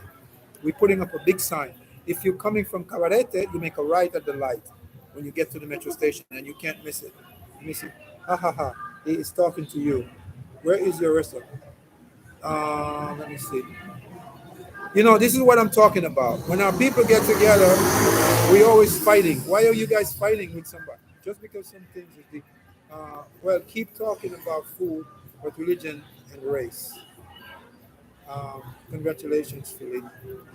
Let's stop bickering at each other, guys. Just leave some positive. The only thing I got that is watch what you eat. Yeah, if that's all you get, then that's fine, and it's true. That's what it's all about. It's not enough to watch what you eat. You have to take physical action to do that. You must take physical actions to make something happen. Because, like I said in the beginning, food is thought. And when you keep eating the same thing, it's going to get in your brain, it's going to sit there, and it's going to dictate to you from a distance. You're going to hear the phantom calling you, right? But you're going to think it's your thoughts, but it's not your thoughts. It's an entity that's attached itself to food. All right, guys? Keep going. This guy said, keep going. I am enjoying the discussion. Thank you, Daniha. Hey, guys, you can ask me some questions. I think I've said enough. We're going to get ready to wind it down. Also, if people pull resources, the mechanism have to be set in place and written that say how the proceed. Yeah, that's minor. We're not worried about that. See, right away, when we talk about that, people start thinking of themselves. Whoa, what if I lose my money? You see, when I make this suggestion, it's because of my experience and what I've seen happening to our people. In this country, in this part of the Dominican Republic, the economy is supported by a lot of our people. And a lot of them have businesses. For example, anyway, let me leave that alone. But guys, I can help you guys with a lot of things. But the problem is, a lot of our people don't believe in what I say. They don't believe me. But it's okay. You don't have to believe me. Like I said, there's this little boy that I get rid of his sickle cell anemia. There's another brother here. There's another brother that has eczema. And I know where that is coming from. And I can fix that. But nobody give me the chance. I've made so many attempts, from my own experience and my research, I can help this. So let me read this again. Let me see. How do you know? Are you there? Oh, I don't trust those colmados. NSA is listening to you calls. So what? Who cares who's listening? Listen. Everybody is listening and watching that works for the octopus. And like I said, I'm not a doctor. This is my personal experience. And I don't knock doctors because they keep you alive. All right? They have a function because if it wasn't for them, a lot of you would be dead. So I'm not here to knock them. I'm here to share my information. None of my statement is examined by the FDA. I have all my books, I have everything. Because I had to do this to help myself. Because when I found a gallstone, when they told me that I had gallstone, I wasn't really shocked because I know the symptoms. And I'm thinking, where did I get these from? I'm like, oh, smack. And then I realized. And the doctor told me, my personal doctor, she said to me, if you have gallstones, you can't get them out. And I said, really? Okay.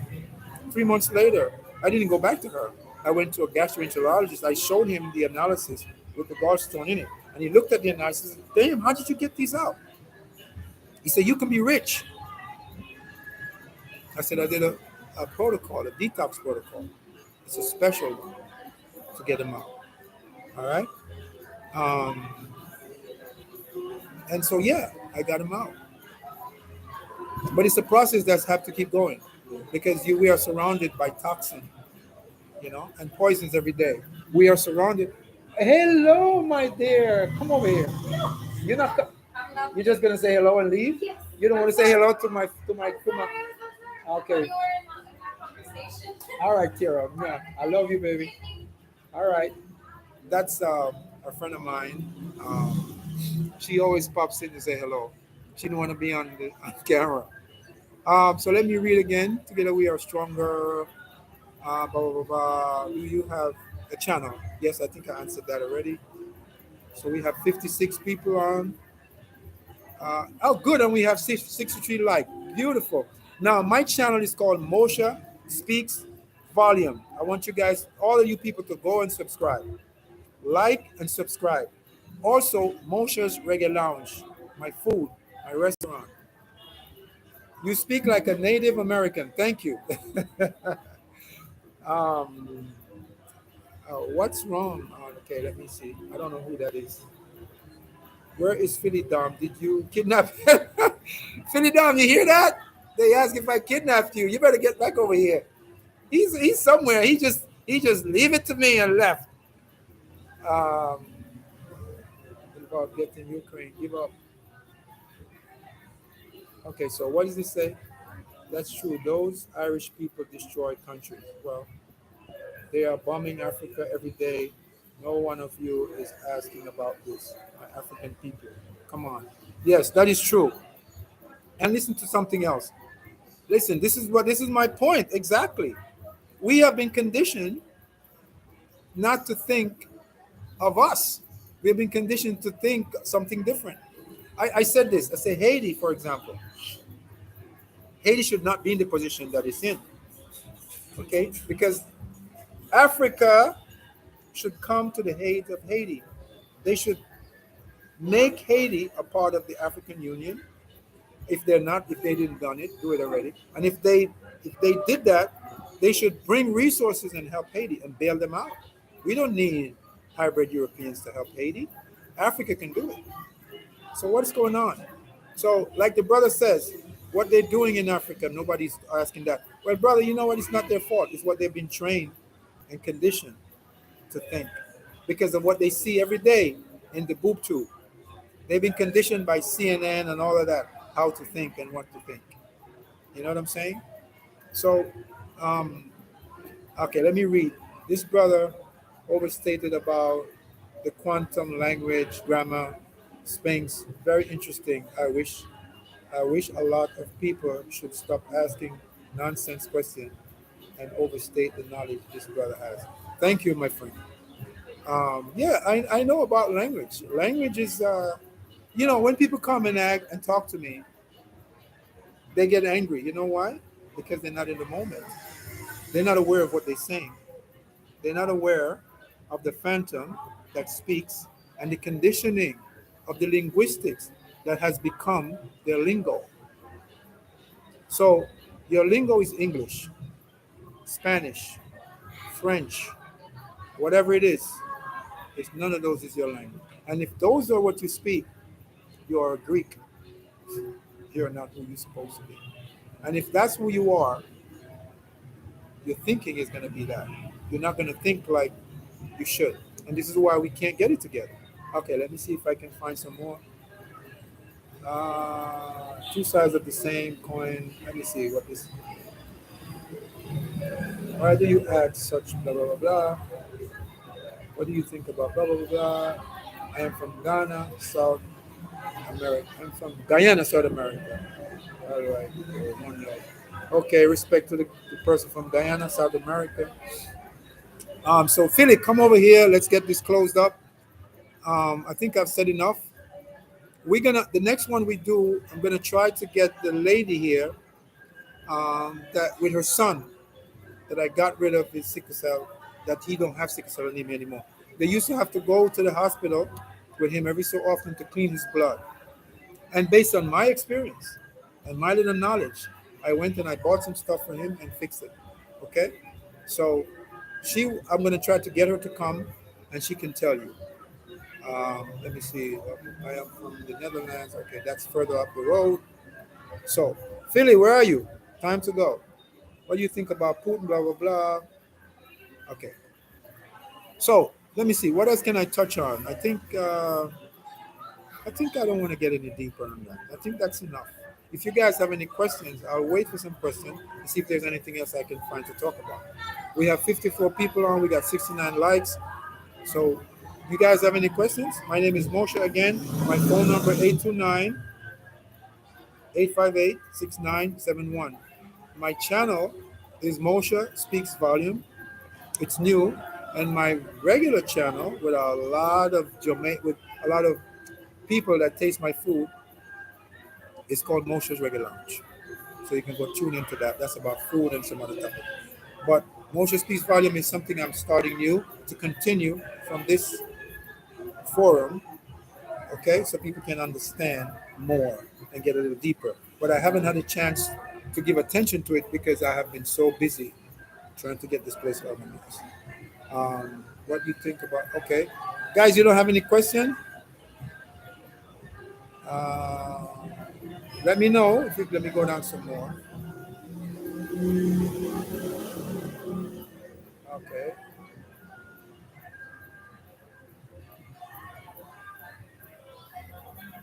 All right.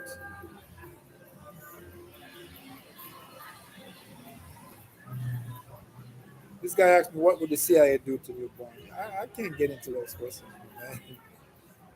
Uh, Together we are stronger. I don't want to touch at those meetings.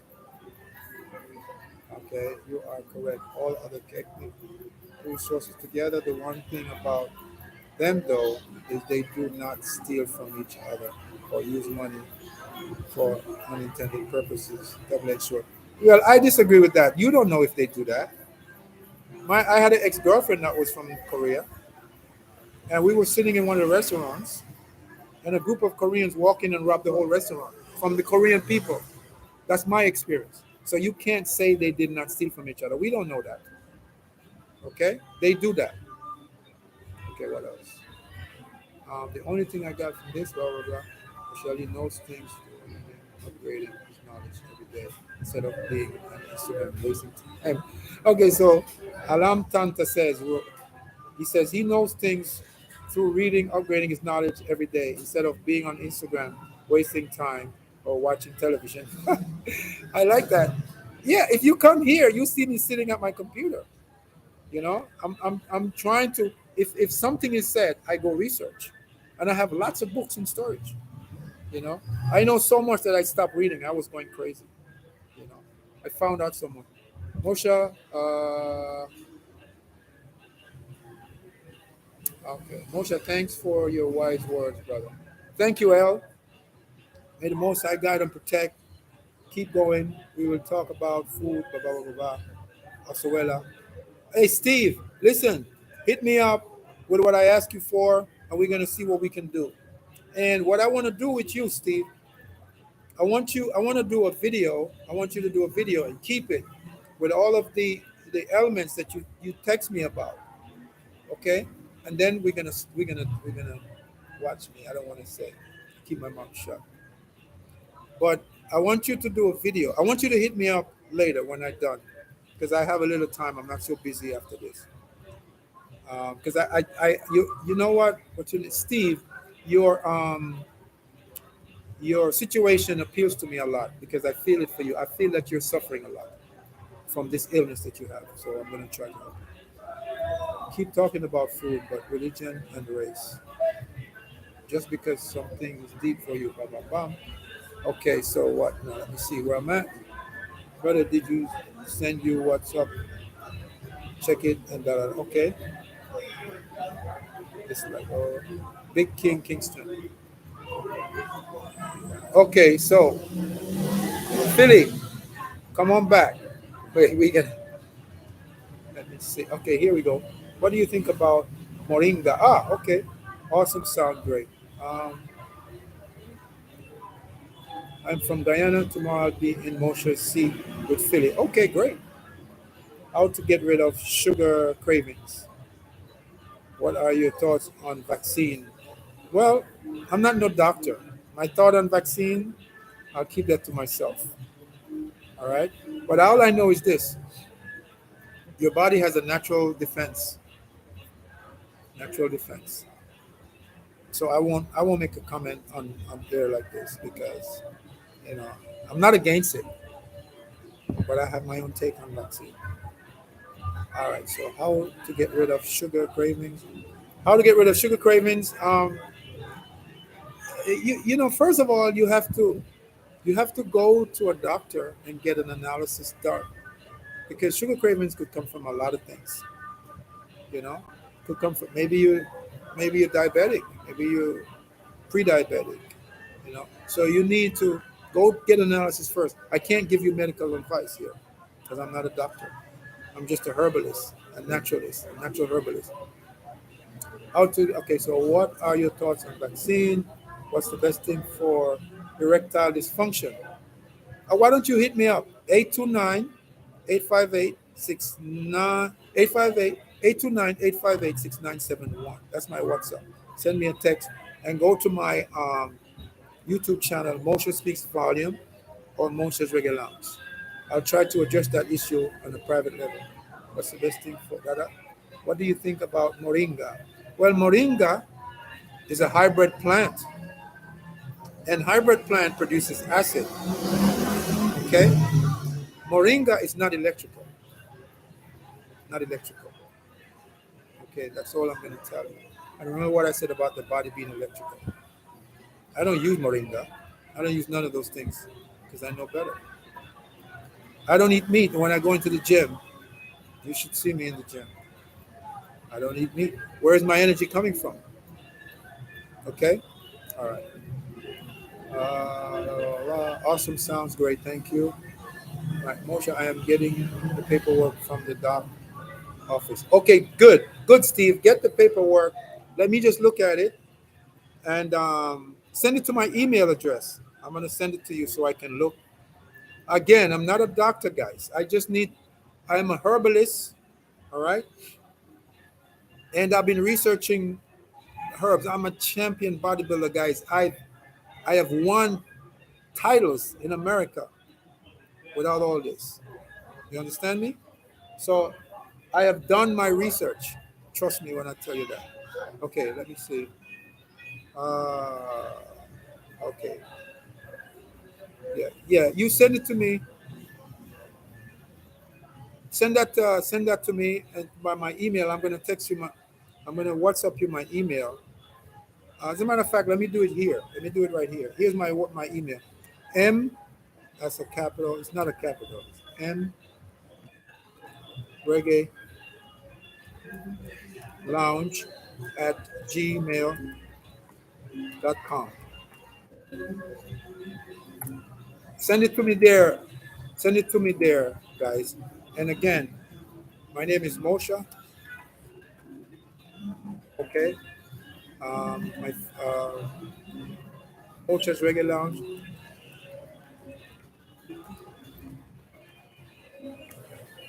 And that's in Sosua.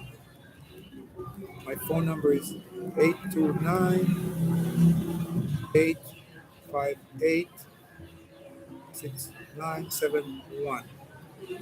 Boom.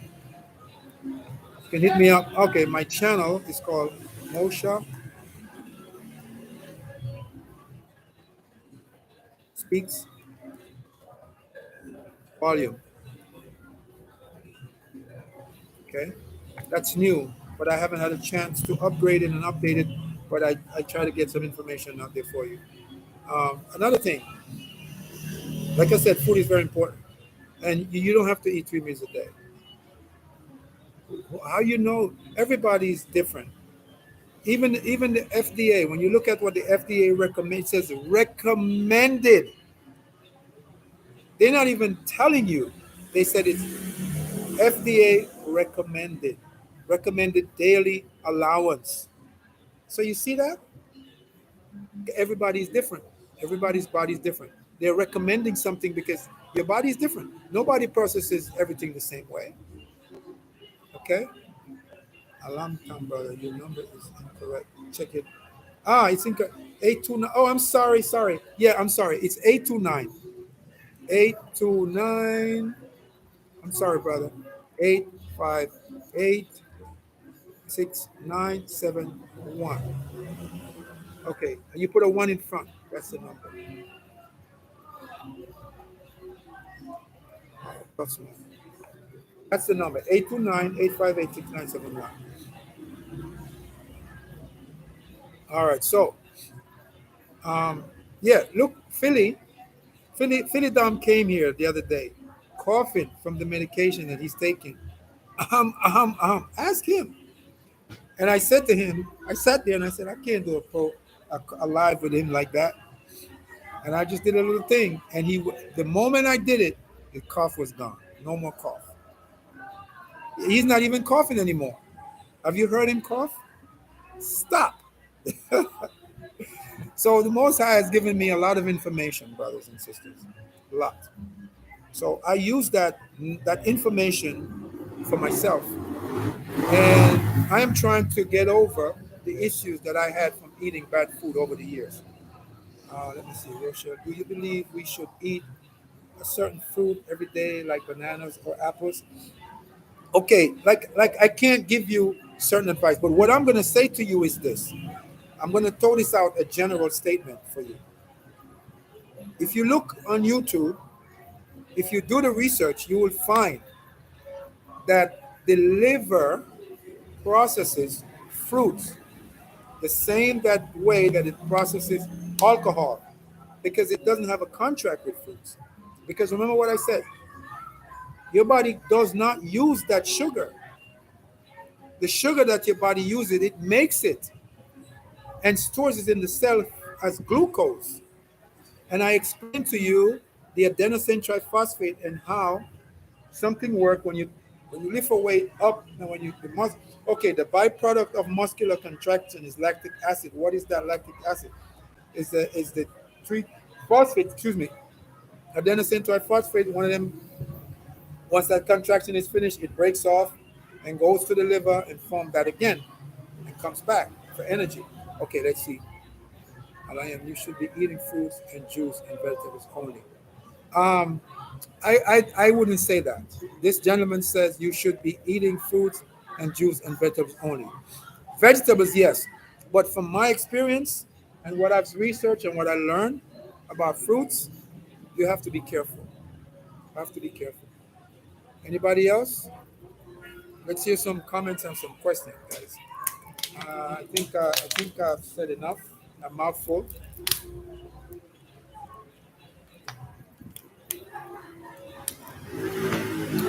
Apples help you get rid of toxins. Really? How does it? This comment says, apples help you get rid of toxins. This person must have read that somewhere. How does it help you get rid of toxins? I would like you to share that. Brown rice. Brown rice is also a hybrid product. Remember what I said. It's hybrid, so it doesn't have a contract with the body. You have to find electric foods. And not only that, guys, there's other things that you need to do. I'm talking foods here, guys. I'm not talking medicine. All right? So nobody can come and say I'm practicing medicine without a license. Because I'm talking about food that I use and my experience. DR is a dream location for a vegetarian. Everything is grown fresh and delicious. Live food, live. Yes, that is true. The person that says apple helps you detoxify, I would like you to share that with us, because I've done so much research on detoxifying and I never found that. So maybe you have new information, you can share it with this forum. I would like to hear it because I like to learn. All right, so let's hear it. We're waiting for PhillyDom. I need to go make some tea. You should be bubble. Okay. Anybody else? We have 53 people. So guys, let's hear some questions while we wait for Philly to come. Apple cider helps get rid of toxins. Oh, is that what you meant to say? Well, no. Apple cider does not help get rid of no toxins. It has a toxic. It has a detoxifying effect on the blood. Um, Apple cider helps softens stones. Yep, that's what I know because I do a program every month where I use that and I use certain things. Apple cider is rich in malic acid, and malic acid has a function in the body. All right, you don't have to take my word for it. I have read about it and also from personal experience. Okay, I'm not gonna fight with you, my brother, if you say so. That's fine. I mean, maybe some people might find it beneficial. I will never argue with people, but I've done 30 years of it. I'm writing a book, and I would like this person who says Apple help you to get rid of toxin. Why don't you go use apples and see what happens to your blood sugar? Go ahead, and your liver. Go ahead. If you really want to get rid of toxin, how much apples do you have to eat to do that? How much? And you have to give us more information. I can say water help you get rid of toxins, and I can make a general statement. But I want us to learn. Okay, I want when you say something for people to take that and walk away with some information. And that's what I've been facing most of my time on trying to talk to people. They just give you what they've read. They don't have any experience. What I'm telling you is my experience.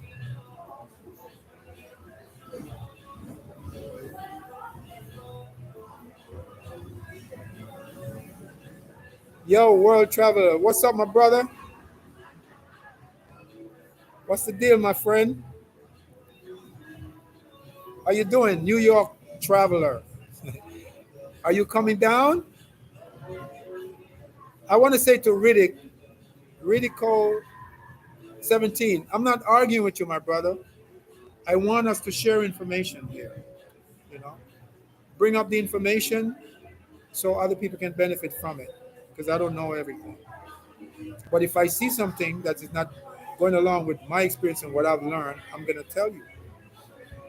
And what I know about apples, you can't tell somebody who's diabetic to go eat apples to detoxify. So you got to be careful what you put out here. We can't support that. But you can't tell it that. You can't give that out as a standard. You have to be more precise with what you say. Yes, I do. I have negative experience from eating apples and fruits. I do. Okay? That's why I don't eat those things anymore. Because why do you eat apples anyway? Why? Why? What does it do for you? Tell me, what does apple do for your body? That's my question. Yeah, I wasn't, I got, this gentleman asked, OZZ, most of you still lift weights. I was out of the gym for like 9 months, so I'm skinny a little bit, but I started 3 weeks ago, so I'm getting back. So you see, I look very thin, but give me some time. You're gonna see, and I'm not eating no meat. You're gonna see. Fruits, vegetable, H3O is living water versus H2O. It's more viscous, dense, and alkaline than regular water. Has a negative chain and can hold energy, much like a battery, and deliver energy too. Okay, I want to read something. It's so ironic that I've been working on this. It says, Alim Tanta says fruits juice are H3O2. It's living water versus H2O. It's more viscose, dense, and alkaline than regular water. Has a negative charge and can hold energy, much like battery, and deliver energy too. Okay. I am not arguing with you, brother. All right, Riddick. Thank you. I will never argue with anybody here because I'm not an expert on anything. I'm never an expert. Anything that I tell you is what comes to me from the Most High. And I say from the Most High because I don't know how I know these things. When I helped this little boy with sickle cell anemia, all these things came to me, and I just did it. Like this brother who has the problem with his lungs, and he has gallstone from Colombia, and I told him I can help him. I know exactly what to do.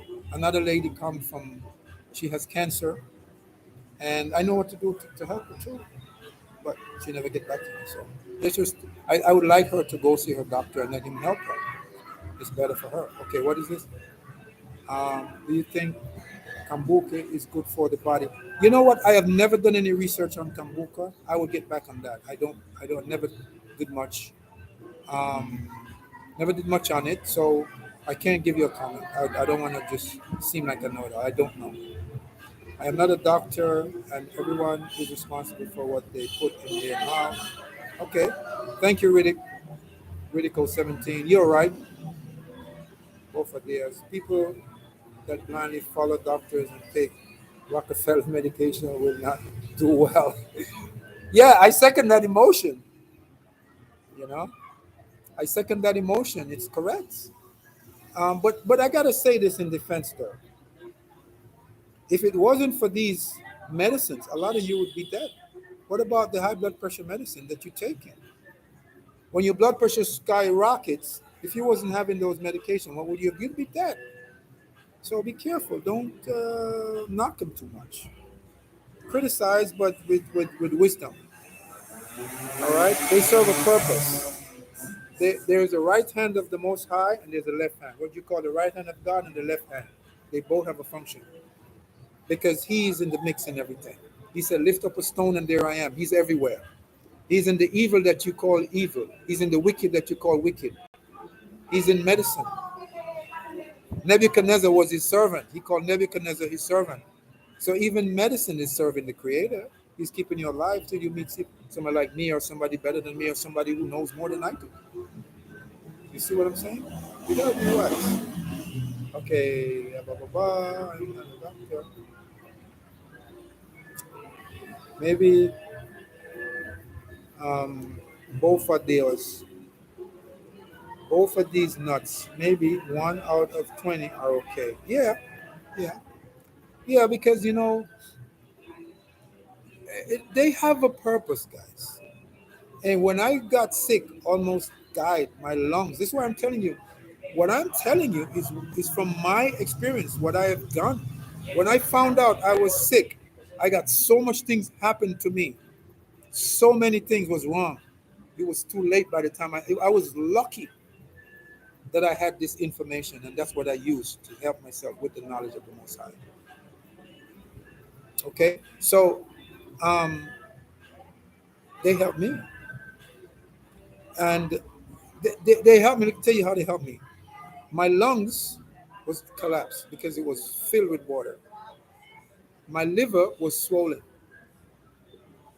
I had a gallstone. I had swollen prostate. I had high blood pressure. So I'm telling you my experience. I'm still trying to fix just one or two little things, but they're okay. You know, the hydrocele is what I'm trying to fix because it's more difficult. So it's only difficult because I can't get the stuff that I know will take care of it, but it will be taken care of. But I had the high blood pressure, and in a day or two, I woke up one day. Let me tell you the story. After I ate something, I went to my little farm, and I felt dizzy. When I came back to work, I was even worse. My heart was beating. It was scary. The night, my heart was like this. Plukum, plukum, plukum, plukum. In the morning, plukum, plukum. I said, what the heck is that? And I just retraced, and I found it. All right. And then, boom, it was gone. All right. So I had high blood pressure, and I wasn't. My doctor gave me medication. I never took it. Not saying you should. You shouldn't. Take your medication. You must take your medication. Follow your doctor's instruction. I ain't no doctor, but I'm telling you what I did because I had confidence in what I know, and I did that. And now I don't have it.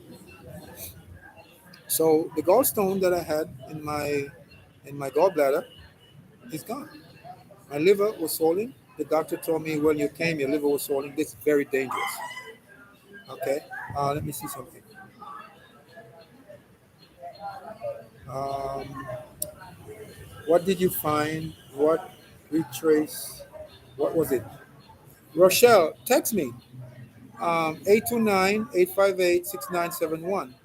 Text me if you have an issue and we discuss. All right. Over now. The world government aren't trying to help. Problem, reaction, solution. They create the problem and wake up. True that. They do. The coronavirus. Guys, let me tell you something.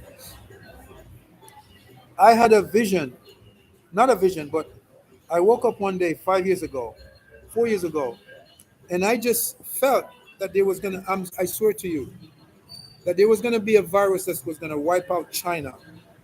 I saw it, and I was telling my friend. I felt strange saying it, and they thought I was crazy, but I didn't think it would come so soon. I saw that virus, and one of my boys was like, "Mosha, didn't you say that?" I said, "How did you know?" I said, "I don't know why it was shown to me. I don't know why." And here we are. Just like I had a dream about the beach that they were going to dismantle the beach. I woke up one day on the beach and I was looking, and it's like I was looking through a mirror, and something was just showing me that you need to be away, get out of here, and I didn't want to be there no more. I've had enough. I paid my dues, and there was the people that was coming setting up business was a different breed, and I said I need to get off. And this insight that I had was pushing me to get off the beach. And how it happened was they sold the building that I was occupying. The landlord sold it without telling me. She was supposed to tell me and give me the chance to buy it. She didn't do that. And in this country, it's a big problem. And that's how I was able to get off. Here comes Philly. That's how I was able to get off the beach. Because what they was doing for a few minutes and then we can. Okay. Philly's here. They asked me what I did to you if I kidnapped you. I said, no, man. It's my friend's birthday, so I'm at another club called Rumbers. You know what you can do? You can tell me how to shut it off when I'm ready. I'll just shut it. You hit that right there. Okay. Go right there. All right, I'll do it. Don't do it now. I'll finish. Okay. All right. So cool. Philly. Jamaican's watching. Yo, Mosha and all them. Not Mosha, Justice. Oh, tell him, ask him. They coming through. They're gonna come through. They Justice. What's up, brother? They watching the whole thing. All right. So how did I get off the beach? Yeah, you just click it. All right. I'll do it when I'm done. Take your time. Yeah. How did I get off the beach? I've been here 11 years. This is gonna be 12. And what happened? What they meant for evil for me, the Most High meant it for something better. They didn't tell me that they were selling the property, and they sold the property right after the COVID. I didn't have no money. I had no money. And so we was in court for like 3 years. And I didn't lose the case. Something else happened. I don't want to get into it. But I had to leave without money. I had to leave the beach. So on the I'm going to tell you, on the beach, when people go to look for me, they were saying, he got kicked off the beach because he didn't pay his rent. Whatever. It would be impossible for me to be there for 11 years without paying rent. You crazy? Not unheard of. So I got off, and now you can see what's happening on the beach. They're going to dismantle. Something is going to happen there, and it's. I think it's deserving. I don't know. So that's one thing. Before that happened, I had a vision. I had a dream that I woke up. Anybody can remember the movie The Terminator? The Terminator. In The Terminator, when Franco Colombo, which is a bodybuilder, old-time bodybuilder, he was one of the antagonists in the movie, and they show you a wasteland when Arnold was involved in some scene in the movie where robots was destroying things.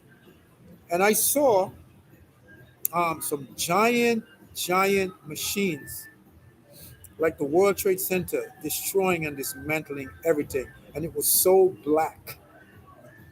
I was so frightened. I was like, what the hell? When I went to work, I was the only one there. I just woke up in this like a giant dungeon of machines just tearing the beach apart. It was tearing the beach apart. I'm telling you, it was frightening. And I couldn't get out of it. And I said, I called upon the name of the Most High. And I woke up out of my sleep. And I told this to a person who is a major part of the development of Sosua, a Jewish lady, an old woman that I helped, said, that's going to happen. That's going to happen. They're going to tear it down, or part of it, or whatever. But something is going to happen on the beach. That's one thing. And then I had another dream, and I'm telling you to hear that um, I was in a place like a ghetto, and there was only zinc fence. And you ever see those videos they show you of poor people eating out of the garbage, and they have these zinc huts, right, that people live in. And I saw that everybody was digging holes to get underground. And I asked somebody, say, what's going on? He said they just launched a nuclear weapon. So everybody's digging holes to get under the ground. I'm like, what? And I start digging a hole. And you know who started digging the hole? It was a woman. I don't know the significance of this in my vision. There's a lady that started to dig her hole, and everybody started following her. I'm sure that has a significance, but I won't see it until later. And then I started. But when I start digging my hole, I ran into water and I couldn't go any further. And I think in this Ukraine situation, a nuclear weapon is going to get involved somewhere along the line. Okay, let me see.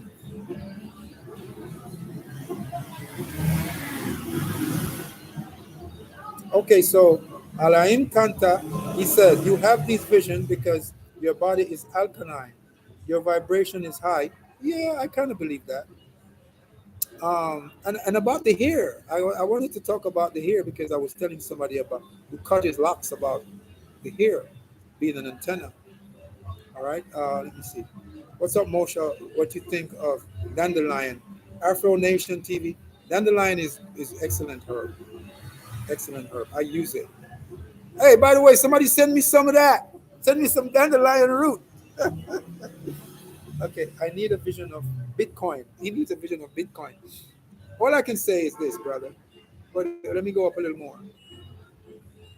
And you know what else, guys? Let me tell you something.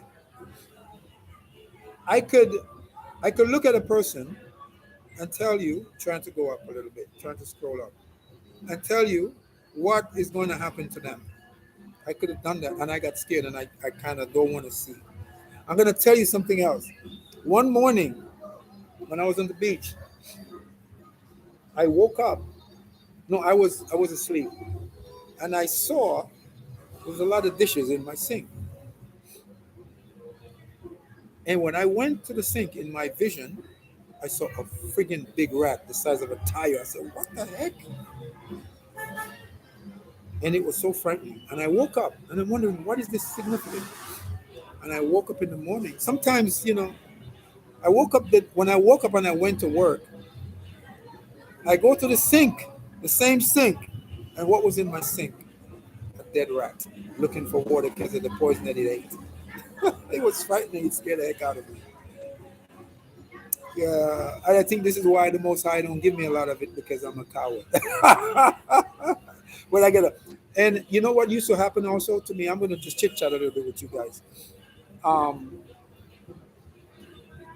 have had stages in my life where people that hurt or try to do harm to me, they end up dying. Before I tell you that, there's a friend of mine that I developed a cream that cures a lot of skin diseases. And one of them was cancer. I don't know, skin cancer. And the reason I'm saying cancer, he got rid of it. The same person I'm going to tell you about, he said he went to do an analysis. I wish I had gotten that analysis from him. He said he went to do an analysis, and they said he had skin cancer. And I said, here, try this. I gave him some of the cream. I said, try this out. And he tried it. And a few weeks later, he came back to me and he says, wow, Mosha, what was that? Give me some more. I said, I can't give you any more. I have to patent it. I have to do something with it first. He said, man, all of them things is gone. I wasn't surprised because the information was given. Look, guys, I'm an artist. I'm the Bob Marley of Jamaican food. And I'm saying that because when I go in my kitchen to cook, it's an art for me. It's the same thing with everything. You can tell me herbs, and I find out what this herb does, and I can put them together and fix any problem you have. That's the gift that's given to me.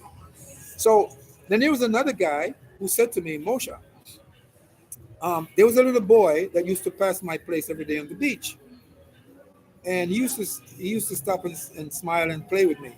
Oh, there's a $20 donation, Mosha. Appreciate the info. I'll be down in a couple of weeks. Can't wait. Listen, guys, I'm going to start a fundraiser to raise money to set up my juice bar and buy this machine. I need about 20,000, and Philly and I, we're going to set that up so you can help me, and then I will help you. So thank you for that 20 bucks. Philly, there you go, brother. So this little boy had something on his face. So I said to the mom, she used to bring him by me. No, actually, no, he was crying. So I said to her, why is he crying? She said, because he wanted me to pick him up. He was about 2.5 years old. So she said, I walked her place and I saw something in his face. I said, when I dropped him off, I said, what is that? She said, she don't know. From he was born, they have this. He had this on his face. And the doctors don't know, they give him cream and don't have. So I said, all right, bring it back. I went and get the cream.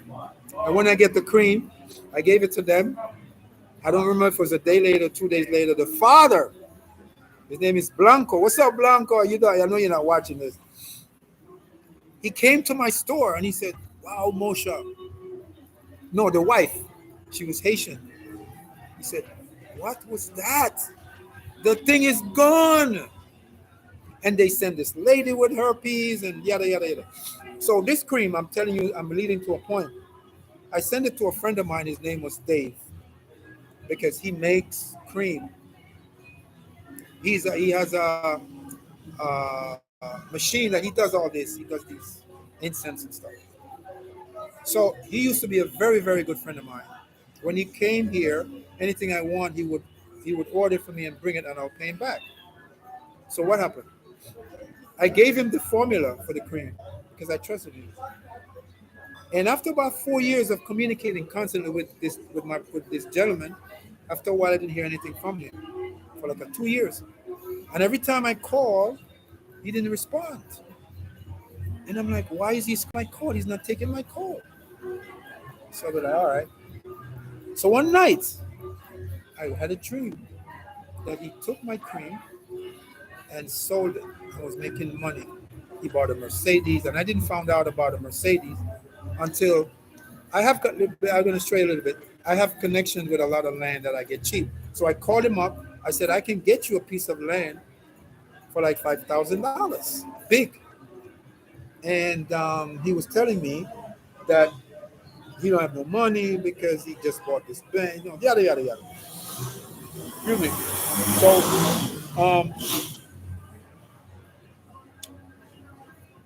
he would not take my phone call. He would screen his call. He wouldn't get back to me. So when I had the dream told me, I saw that he did something with the cream. And I called him up because I'm a straight person. And I gave him a piece of my mind.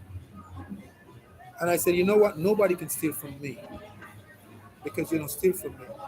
You steal from the Most High. And I said, every night after that I go to sleep, something tells me it's going to be taken care of. Okay. A few years passed. He still, ever since that guy changed towards me. I don't know why. Can't accuse him of anything. So at one point along the distance of communication, I was able to speak to him. And he says, oh, I was sick for a little while. I have diabetes. I said, you have diabetes.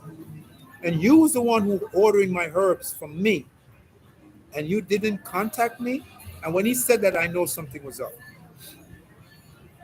And so he said, no, I had this person in Baltimore, a nutritionist that helped me. And I said, whatever they did, they're not going to help you. I know what they're going to do. And sure enough, a year or two passed, still wouldn't call me back. And the other day, I run into somebody who know him, and he says, Mosha, you know what happened to Dave? I said, no, he died. So Dave was sick. I said, I know he was sick, but he didn't ask me to help him. Guys, I'm not saying I am 100% this and 100% that, but there's a little bit of information, just a little bit that I have, that will help until the doctor gets can help you. Let's put it that way. And he wouldn't get, and he died. Now, the same brother that I told you, um, I gave the cream that had the skin cancer, same cream. He came to me one day because I had some chairs broken in my place. And he said, "Oh, I can fix that for you." He used to drink a lot. And I helped him a lot. I give him money. He come to put up my furniture. I helped him a lot from my heart. And one day he came and he said he can help me with this, fix my chairs that's broken. So he said, "Give me this much." I don't remember how much I gave him. And I gave it to him. He said he's going to buy this stuff in the Ferreteria, which is the hardware store, and come back. He took the money at 11 o'clock. He never came back. At 4 o'clock, I went to where he hang out on the beach. And I said, "Julio, what's going on with my stuff?" He said, "Oh, I was coming over there. This is what I have." You know what he had? He had some leftover stuff that he fixed somebody's place and he was it. I said, "But that's not what you told me." I said, "How can you do this? How can you take my money and you're going to bring some inferior stuff that you fixed and you're going to try to fix my place?" And I didn't speak no more. The spirit withdrew. And I went back to my shop and he came down later on and he did some bullshit, tied some strings, and I was hurt. Remember what I told you? The Bible said, "To this man will I look, to he that has a broken heart and a contrite spirit and tremble at my word." That's what I felt when this brother hurt me. They're taking my money and try to scam me. And it bothered me so much that I didn't speak. And I think it bothered him because he came back the evening and looked and checked and see if and I never said anything. Something just told me to be quiet. And I shut my mouth. And that night I went to bed. I wasn't going to do anything. I know how to harness this power. I know how to do it. It comes from a place here that you must. Anyway, forget it. So I went to sleep and I had this dream again. It was a half awake and half dream. And something came to me and said, as if he's going to either be sick or he's going to die. And I said, "Oh my God, no, no, no, I don't want him to die." I felt that it was a personal thing that was going on between me and something. And I said, "No, I don't want the guy to die." And people, as sure as I'm speaking to you, I have no reason to lie. The next morning I woke up heading to the beach, heading to work. As I head to the colonies going down and I reached the beach section, somebody met me and they said, "Mosha, you know what happened to your friend?" I said, "Yeah, I don't want to hear." He said, "You know?" I said, "Yeah." I said, "How you know?" I said, "I knew." He said, "He died?" I said, "Yes, I know. He died of a heart attack." And I said, "Oh my God, several things. I can tell you more, but I don't want to frighten you because I ain't no voodoo priest or nothing. I just have something ever since I was a child that seemed to help me. I'm not no saint, I'm none of that." And so many people that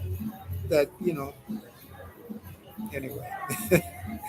There's another one of a friend of mine, a very good friend of mine. His name is Miguel. Live in America with him for many years. I knew him from we were in Jamaica. He was my compadre in Jamaica.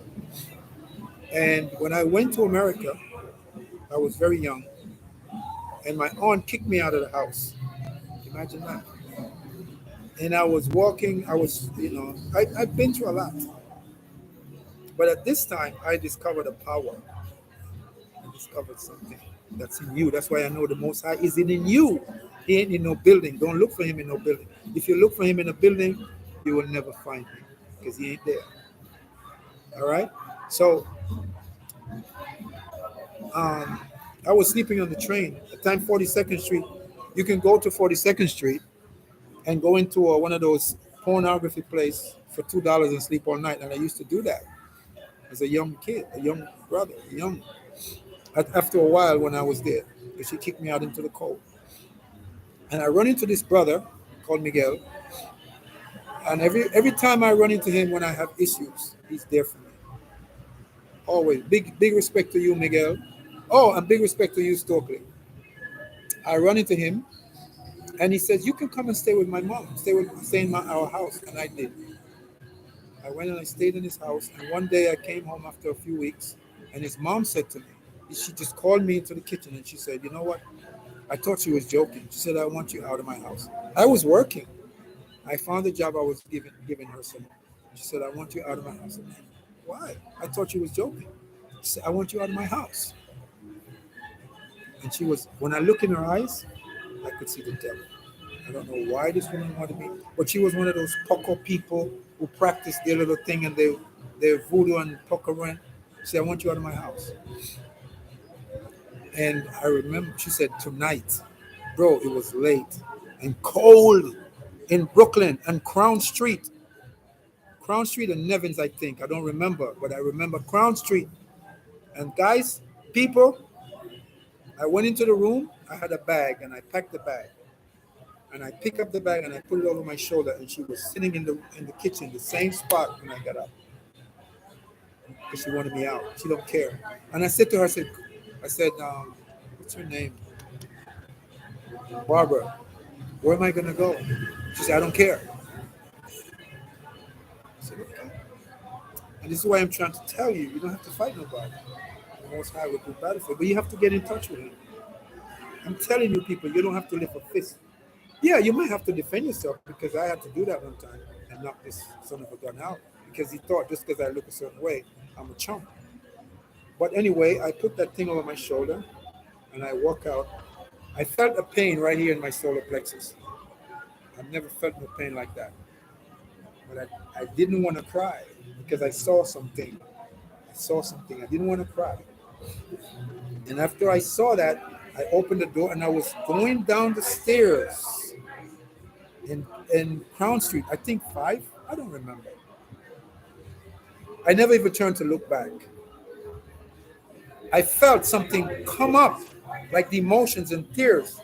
And people, I swear to you, as this emotion and this pain and this tears was coming, I felt something came like a hand and just pull it out. And I was so friggin' happy. I never felt that in my life. And it says to me, everything will be okay without a voice. And I walk down Crown Street. I don't even remember how I got on Eastern Parkway. I don't remember how I got on the train, guys. All I remember was that moment. And I took the train back and forth, ride the train back and forth. And to cut a long story short, I think a couple of years or a few months later, I saw my friend again, Miguel. And I said, "Miguel, what's going on? How are you guys doing?" He said, "Good." He said, "Good." I said, "How is Barbara?" Her name was Barbara. He said, "Barbara died." I said, "Really?" He said, "Yes." And as he said that, something hit my brain without words, and it says, "This is what I will do to those my enemy that fight against me and offend you. I swear to you." I'm putting it into words. And I said, "Oh my God, it can't be. It can't be." I'm not saying I'm responsible. I'm just saying too many coincidences. I'm going to give you some scenarios. And you know how she died? She was at home on a Sunday, so she always go to her thing with her white thing, waiting for her compadres, her friends from her little church group she goes to pick her up. And she took a sip of a beer. He told me she took a sip. She didn't drink. She just took a little sip. And when her friends came to pick her up, they was knocking on the door. They went inside the house, and the family was there. And then they left, so they came. They went inside. They opened the door, let them in, and they went into her room, tried to wake her up. She wouldn't wake up. So they smelled her breath, and they smelled a little alcohol, and so they thought she was drunk. So after a while, they called the ambulance. And when the ambulance came, they said she was in a coma. Listen, I understand what happened. That's how they told me. Another situation. Same guy. You know what? I'm not gonna tell you anymore. I mean, because you're gonna think I'm some special kind of person. I ain't special, okay? I'm just like you. But I'm gonna tell you something, and a lot of people are gonna be surprised. My girlfriend died in 2006. Puerto Rican girl. Her name is Nancy, and I took a vow to the Most High, and I said, if you get me out of this situation, I will never go back the way I did. And I went through the valleys of the shadows of death. I used to wake up and so haze. You know when you turn on a television set and there's no picture on it, but you see these things? I used to see that in front of me. Okay? And I used to hear voices speaking with me. I used to hear these voices speaking to me. All right? And this thing was so strong in me, was so strong that it was trying to destroy me. I felt that there was a voice in my head talking to me. And he used to tell you, oh, the creator don't love you, you're gonna die. All of this momento. Mi amor, en media hora, es demasiado temprano, media hora regresa. Que una gente viene para comer. Ellos quieren tú lávalo cuando ellos finito y tú lavas toda. Pues él tiene que ir aquí en media hora. Ellos digo así, a la media hora, parecido habla de ti, yo diga habla de ti, viene a las 9:30. Que yo pensé, es a las 9 ahora. Pero ven, regreso a las 9:30. Ahora a las 9. A una gente tiene 9:30. A una gente regresa para comer. So, she broke my concentration. So she broke my train of thought, guys. So when I lose it, I lose it. But anyway, I am not special, so don't think I am. So this voice in my head, this situation that was this phantom, this faceless phantom. Mommy, you can go. Yeah, I come back. It's mejor tu regresa, mejor todavía. This thing was telling me the creator doesn't love you. It's a voice that people have that talks to them. The creator don't love you. You're gonna go to hell. You're gonna die, and this and all that stuff talking in my head. And I said, okay. For like 2 years, it was like I know what the Bible means when it says, "Yea, do I walk through the valleys of the shadows of death," because I had that shadow speaking to me, and my heart used to race. I had anxiety so much every day. I wake up in the night and I have after my girlfriend died. So one morning, I got up and it attacks again.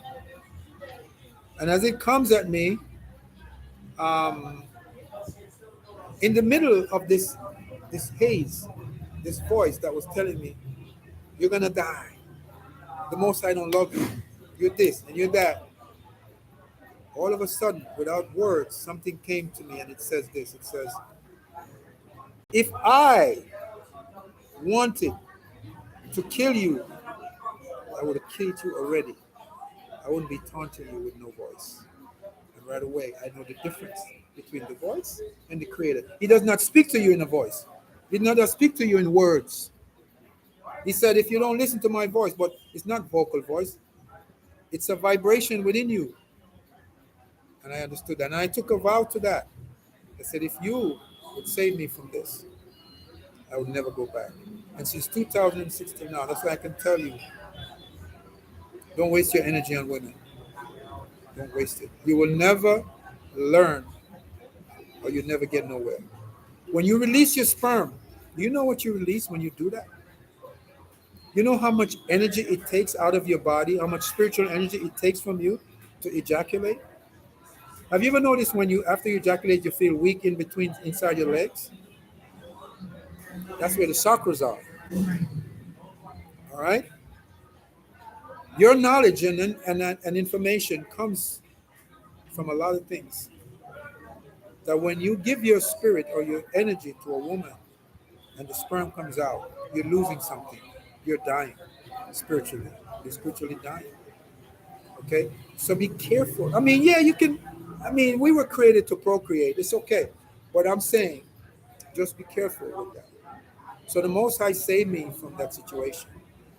And ever since then, I used to get all this information before, but I'm getting more and more. I learn about food. I learn about a lot of things. A lot from my research and from and the next thing I learned, guys, if you are going through anything in your life, don't curse it. Everything is a test. The Most High is testing you.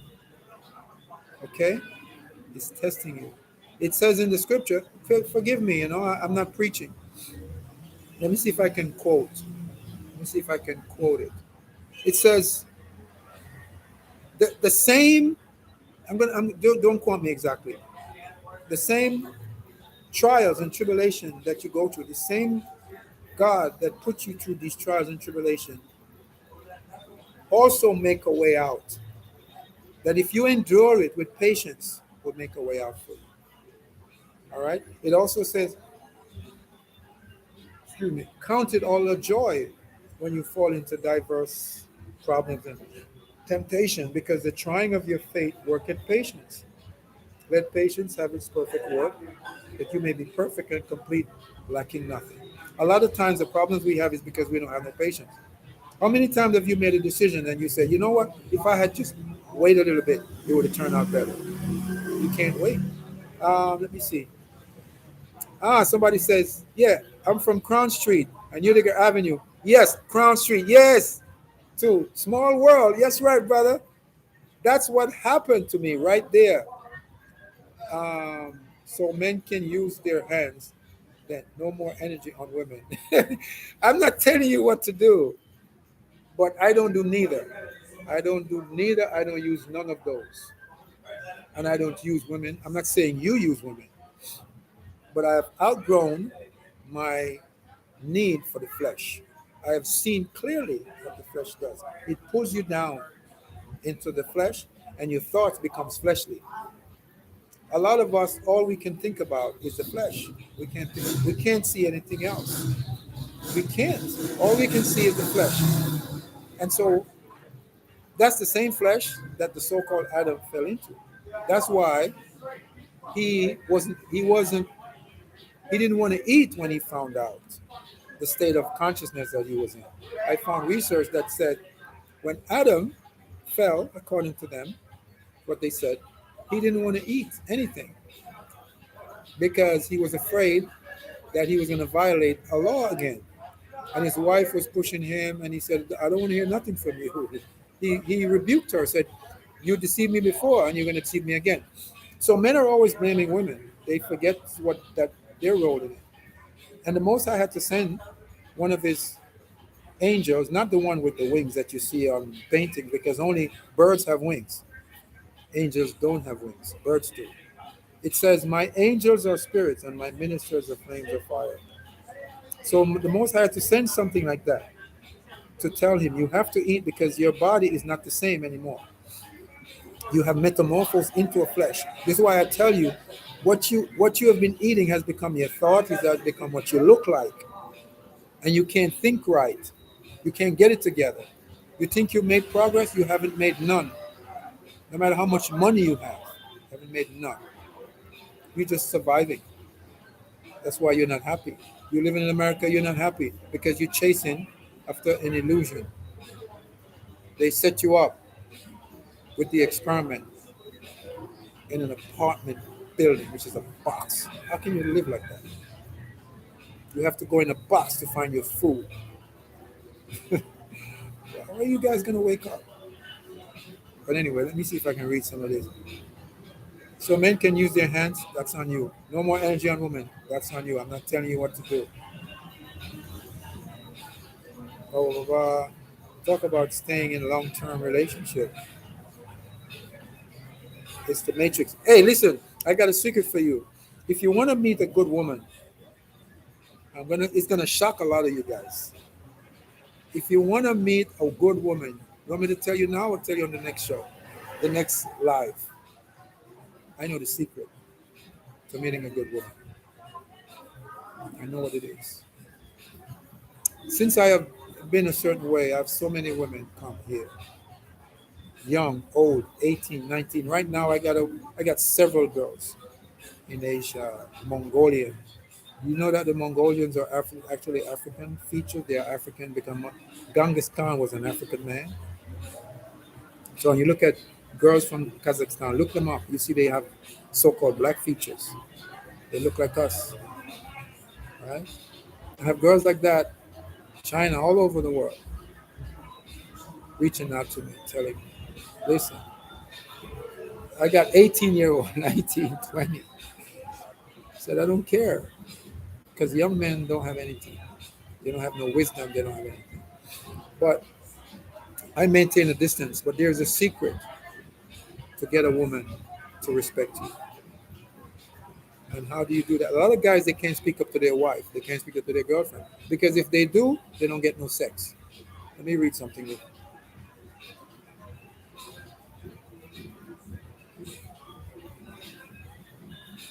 Absolutely. There is a psalm that in the Odes of Solomon that says this. This brother says everything is within you, blah blah blah, and you have to look to that. There's Odes of Solomon that says this. It says, um,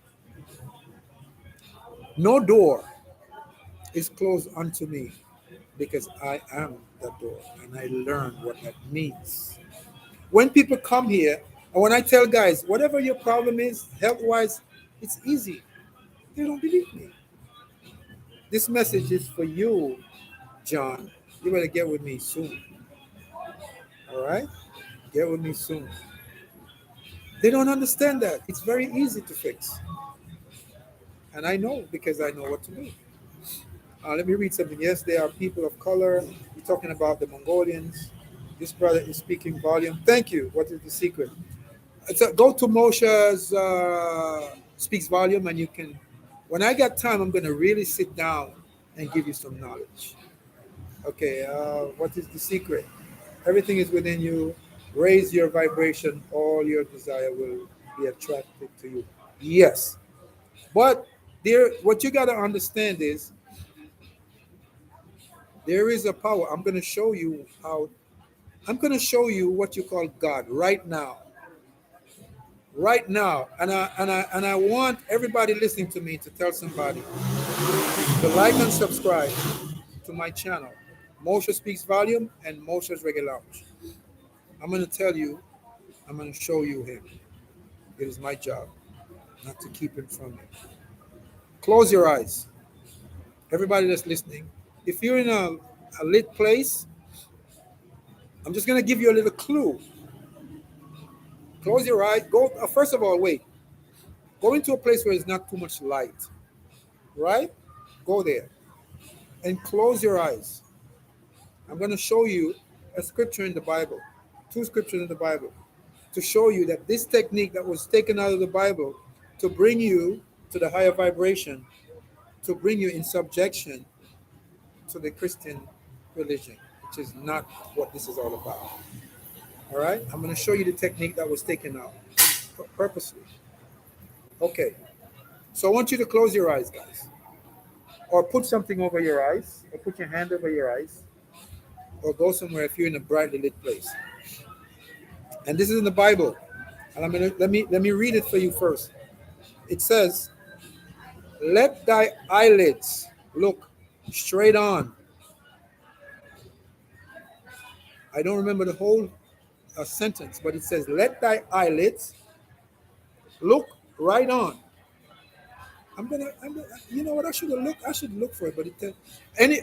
I think it's in Proverbs.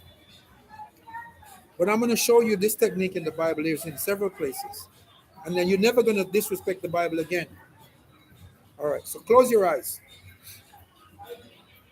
All right. Put your left hand on your lap. Put your right hand by your side, or clasp them in front of you. But it's easier to feel if you do it this way.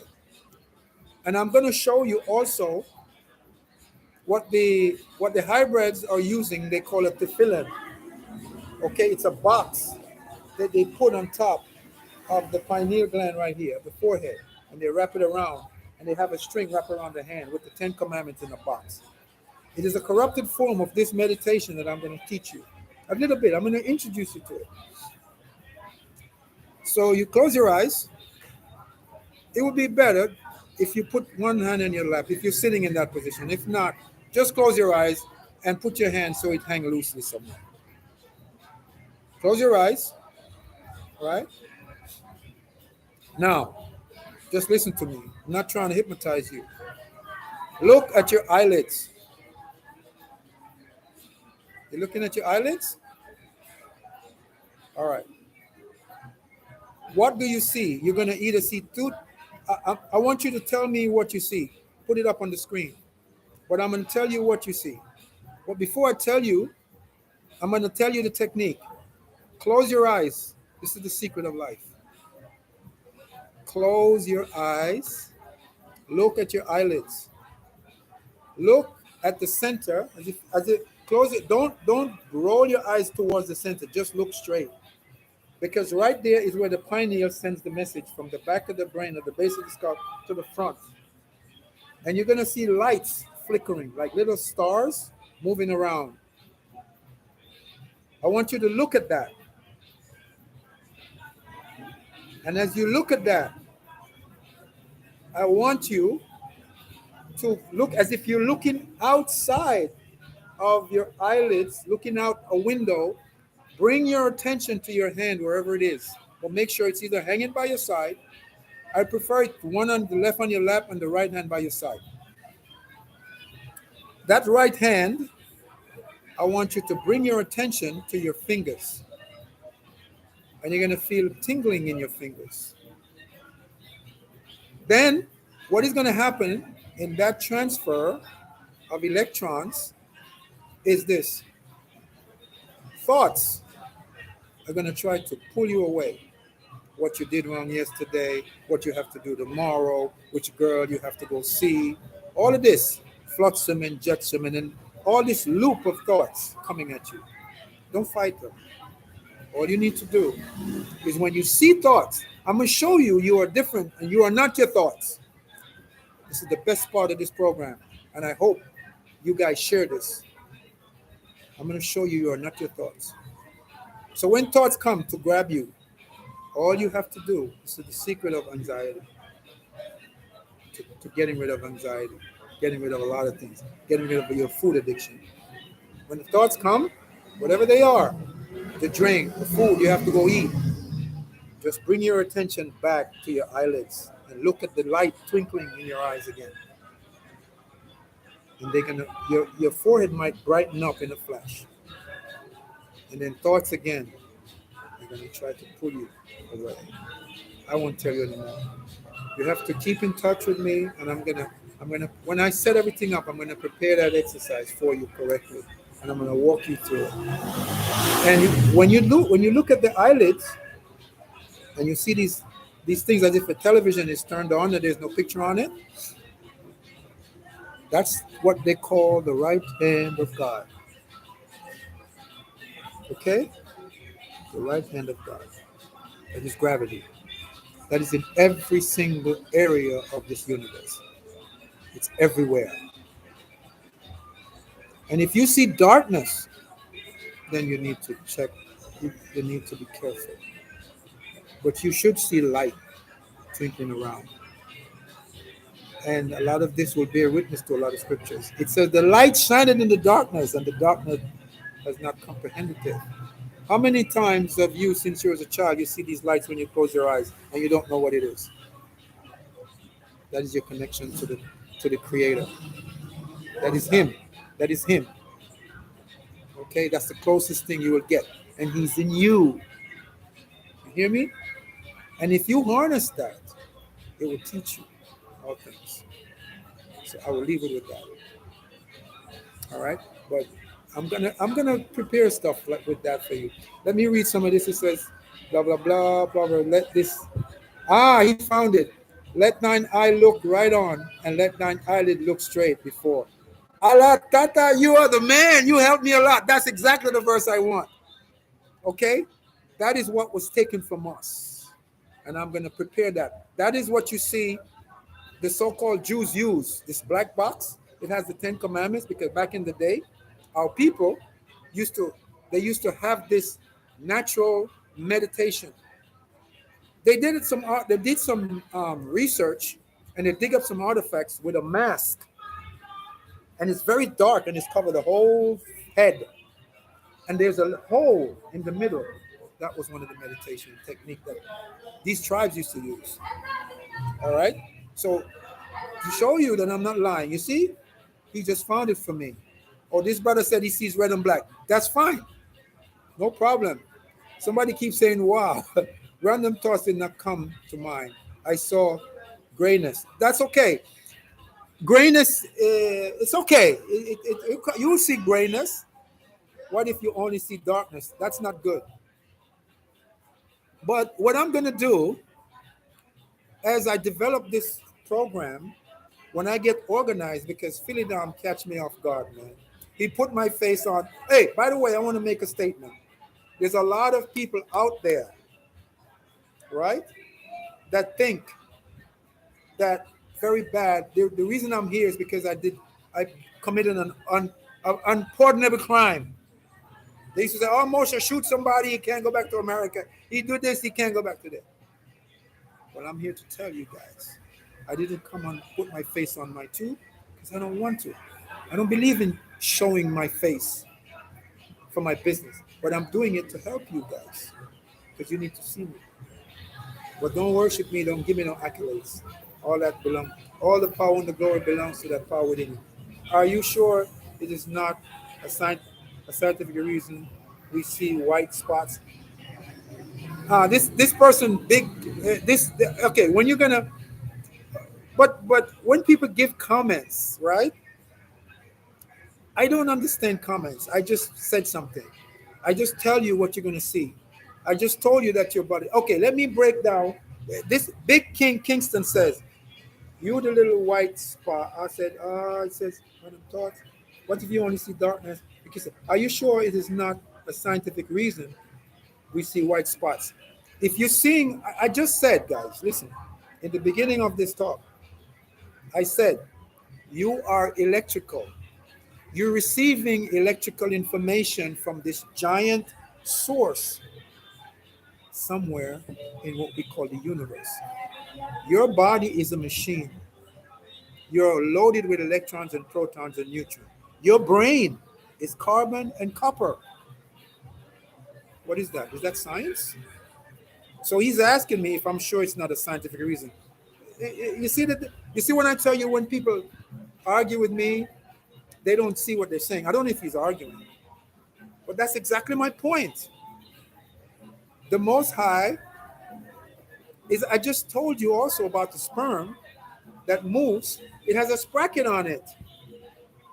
All right. So it is science. Of course, it's science. But because I said that, he don't understand because he's been brainwashed to think he has a prejudice in his mind of what the so-called God, Yahweh, the Most High, looks like. He thinks that he's this hybrid person or a man standing in some or on some wall with his hands stretched out. That's what he thinks. This is why I'm going to tell you something else. When I was sick, my lungs filled with water. I'm telling you all these little stories. And again, this happened 3-4 years ago, 5 years ago. I was on the beach and I couldn't leave the beach because I couldn't walk because I couldn't breathe. Okay? I couldn't walk from here. I couldn't take 2 steps and I was stuck in my place. And I had to sleep in my place on the beach. It was so friggin' dark. And I was in the darkness. And I says, why are you doing this to me? I'm talking to my power. My power. Not nobody in the church. I'm talking to my power that give me life. And he said, why are you doing this to me? What did I do? I know I offended you. Offended that great spirit that created me. But I took an vow to you that I'm not going to go back, and I haven't gone back. What have I done? And guys, I swear to you, I said I thought I was serving you, doing your will, because I haven't abused women, I haven't been sexually, whatever. I haven't done all of that. So what did I do to deserve this? Bro, out of nowhere, I heard something, like a voice. You know, like when the sea roars, you can imagine the most powerful thunder together with the sea roaring. And it says this: no one knows me. That came after I said, I thought I knew you, because I thought I was following this God. All these Christians running around thinking they're jumping up, serving God. You're in trouble. And when this voice came out, it was so frightening. I never heard nothing like that in my life. Nothing. You understand? And right away, I knew it came out in the darkness. And I realized what it was, and I felt better. And the next day, I don't know if the next day or a few days later, I'm sitting in front of nobody knew that I was sick because I didn't want nobody to know.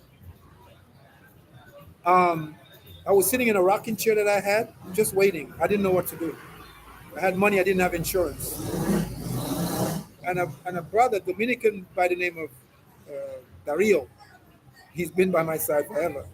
He came over to me, saw me sitting in the chair, and he says, you know what, Mosha, I'm not going to let you die. God, he said, no, he said, I come here because God is not going to let you die, and I'm not going to let you die. And God don't want you to die. Something sent him to me. And that brother was the one who set things up to get them to pull the water out of my lungs because I didn't have no insurance. So if you're walking in the right direction, you will have a flat in front of your house. Things will happen to you, but will be happening in the right place and the right time, and it won't feel like anything bad has happened to you. But when you're not walking in the right way, when shit happens to you, you're going to feel it because the Most High is going to show you who's in charge. So I tell you that story to say that I've taken a vow, and after that vow, I've learned a lot. I am not a Christian. I'm not a pastor. I'm not special. I'm not different from you. Okay? I'm just here to tell you that power is inside of you. And that's what our people used to harness. Okay, let me read some of this. He says, let me see. I got one more story. The people that I got this information, this thing I discovered from, they guide me to that. I found it. I called him up one day after my girlfriend died. And he was a special person. After my girlfriend died, I woke up one morning with my heart racing like you'd never know. Pluku, pluku, pluku, pluku, pluku. And I drove myself to the hospital. And they did an EKG, they did everything. And they said, you're in perfect health. We don't know what's wrong. You have anxiety. And when I look up what anxiety was, I saw that it was all spiritually related or electrically related. Everything they say is what I was feeling. And the nurse said to me, she said, we don't know how you drove yourself here. But you know what? I was able to be objective to my heart. Pluku, pluku. A lot of people would have died. But I was able to watch because I was practicing that ancient technique that I told you about. For years. Okay? There came a point in my life before that I turned back from it because it was too powerful. Big mistake. Once you start the journey, don't turn back. All right, so they did it. They said, nothing is wrong with you. You're fine, blah, blah, blah, blah. And right away, I said, yes, I know who I'm dealing with now. And I called up this man who was 80 years old, grew new arteries in his heart, meditation and all that. And he heard my voice. He said to me, he said, you're a leader. I said, really? He said, yes. I can hear it in you. But I called up to tell this man my problem. I said, I ain't no leader. He said, yes, you are a leader. And he said to me, when I told him my heart, I woke up every morning, my heart is racing. He said, the Most High is teaching you a lesson because you took a journey to the light and you turned away from it. And I knew what he was talking about because I did because of a woman. I turned away from following him. All right? And my journey begins. And he said to me, he said, the world haven't heard. Then I called again and he said, you're a leader. I said to him, this, I called him 2 years later. I said, you told me that before. He said, yes, I hear it again. I went to see them in California. All right. And so I tell you that to say that you have that within you. Let me read some of this. What if you only see darkness? Okay, I saw that already. Well, don't worry about it. You should probably because there's too much light in your eyes. So try it again. You the little white spots. Are you sure? Da, da, da. Very good exercise. I want more. Yes, I will give you more, brother. Okay, I understand. Who cares what you did in your past life? You are preaching knowledge. You're teaching that. You are right. Thank you, Lulu B. Respect, Lulu B. um, the information that I've gathered over the years. Now I see why I was gathering them. The things that I was going. And another thing, the amount of stuff that I went through in life, I realized that it was to teach me, so that I can pass it on to you guys. It wasn't a curse. It wasn't meant to hurt me. It wasn't. Because everything that happens to me, everything, I see it as, well, what am I to learn from this? And I learn. I don't see anything bad. And you have to have the right attitude. And you can't have the right attitude if you're eating the wrong food. Guys, who cares? Lulu B, let me go to the bottom and I think I'm going to cut it off. Um, Africa, it says, in my nature to question and research everything. It doesn't. Okay. The black box you're referring to is called a tefillin. Exactly. It's called a tefillin. And they wear it on their forehead. It's to be close to the scripture of the Torah. I know it, yes. I didn't want to get into it. And it is the reminder of their exodus from Egypt. No, I think it's the Ten Commandments. It is not theirs, it's ours. But they have corrupted it. Okay? They have corrupted it. What they have is the corrupted version of that. How to get regular contact with that power. I will set that up for you. Hi. Hi, Rochelle. May I ask you if you do like to read? Yes, I like to read. I love to read. And I like to research. Reading for me is better than any movie. Because you don't see anything in a movie. They're just making fun of you in a movie. You're making fun of yourself. Because you're looking at two people standing there playing a role that you imagine is happening and it ain't even happening. But yeah, it's good. Good entertainment. Let me see. Somebody said something here. Guys, okay. Thank you, Lulu B. Who cares what you did in your past lives? You are preaching knowledge. You're teaching. That's your gift. Thank you. The brother Big King says, okay, I understand. Yeah, Big King. It's only, everything is science, brother. Everything is science. That's why I told you, that's why I say this to you, that your body's electrical. You're an electron. You're an electric. You know, they are going to use the electrolytes from your sweat to make batteries. They're already doing that. Why? You know how much information in what I just said to you. But sometimes you can't help everybody. Not everybody want to be helped. Like in the Matrix. Remember in the Matrix when they pulled up this guy out of the Matrix? He said, "Give me that meat, insert me back into the Matrix." People are like that. My friend Sophia Stewart wrote that. She's a friend of mine. Okay, so she used to call me when I was in Florida from California. We used to talk every night. And she breaks it down. She used to tell me, we used to talk, kick it just like we talking. Powerful woman, Sophia Stewart. Okay? Powerful. She don't like when you say Sophia. She like when you say Sophia. So because of that, I don't talk to her too much because I don't always remember to say Sophia. She wrote The Matrix. And she told me the story, how they stole it from her. So she was a paralegal, and she went to school to study paralegal and screenwriting, and she was working in Hollywood. And she wrote these, she heard them talking about new script, and she wrote these three treatments for these movies, and she gave it to Universal and the Kaminsky brothers. But because she's a paralegal, she copyrighted them, but they didn't know that. The Matrix, the Terminator, and what's the other one? The one with the robots. She wrote those. Neo and all these guys were supposed to be played with people with dreadlocks. Okay, that's not what, but they changed it. But she won her lawsuit, though. All right, and when she was in the lawsuit, she asked me to find something for her. So she's my friend, Sophia Stewart. How you doing, baby? If you're watching, hit me up, mommy. When you coming to see me, girl? All right, let me see. Who else is down here? Griff said, thanks for the information is so good. I've been here for a long time. Please, brother, check your WhatsApp. I send you a message. Okay. We have been taught to pray wrong. Now, of course, Arishel, may I ask you if you do like to read? Yes, we have been taught to pray wrong because prayer is not words.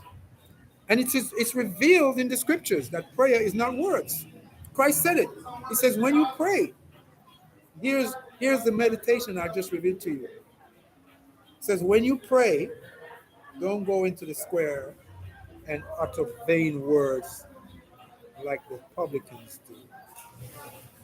The same people that you see today was there in the time, but in different bodies. He says, don't do that.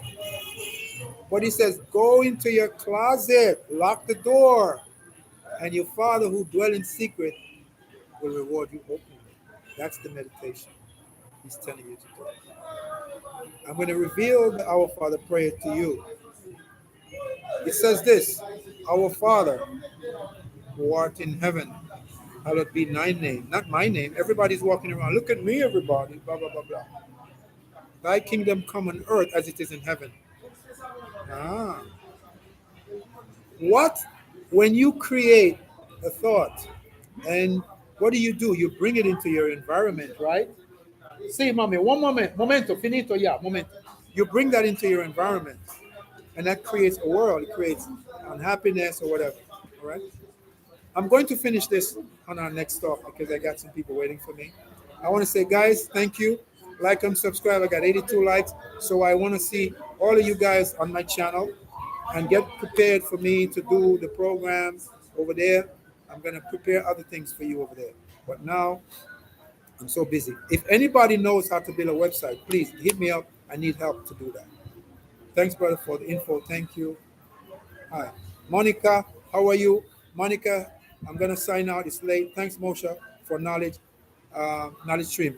Thank you, guys. Mosha out. On behalf of PhillyDom and me, we're going to inform you of the next topic. We don't know what it's going to be yet. I got so much thing I can share. It's just a lot. Thank you, brother. Thank you. Thank you, guys. Thank you. Stay tuned. Philly's busy. We always have to push to make this happen.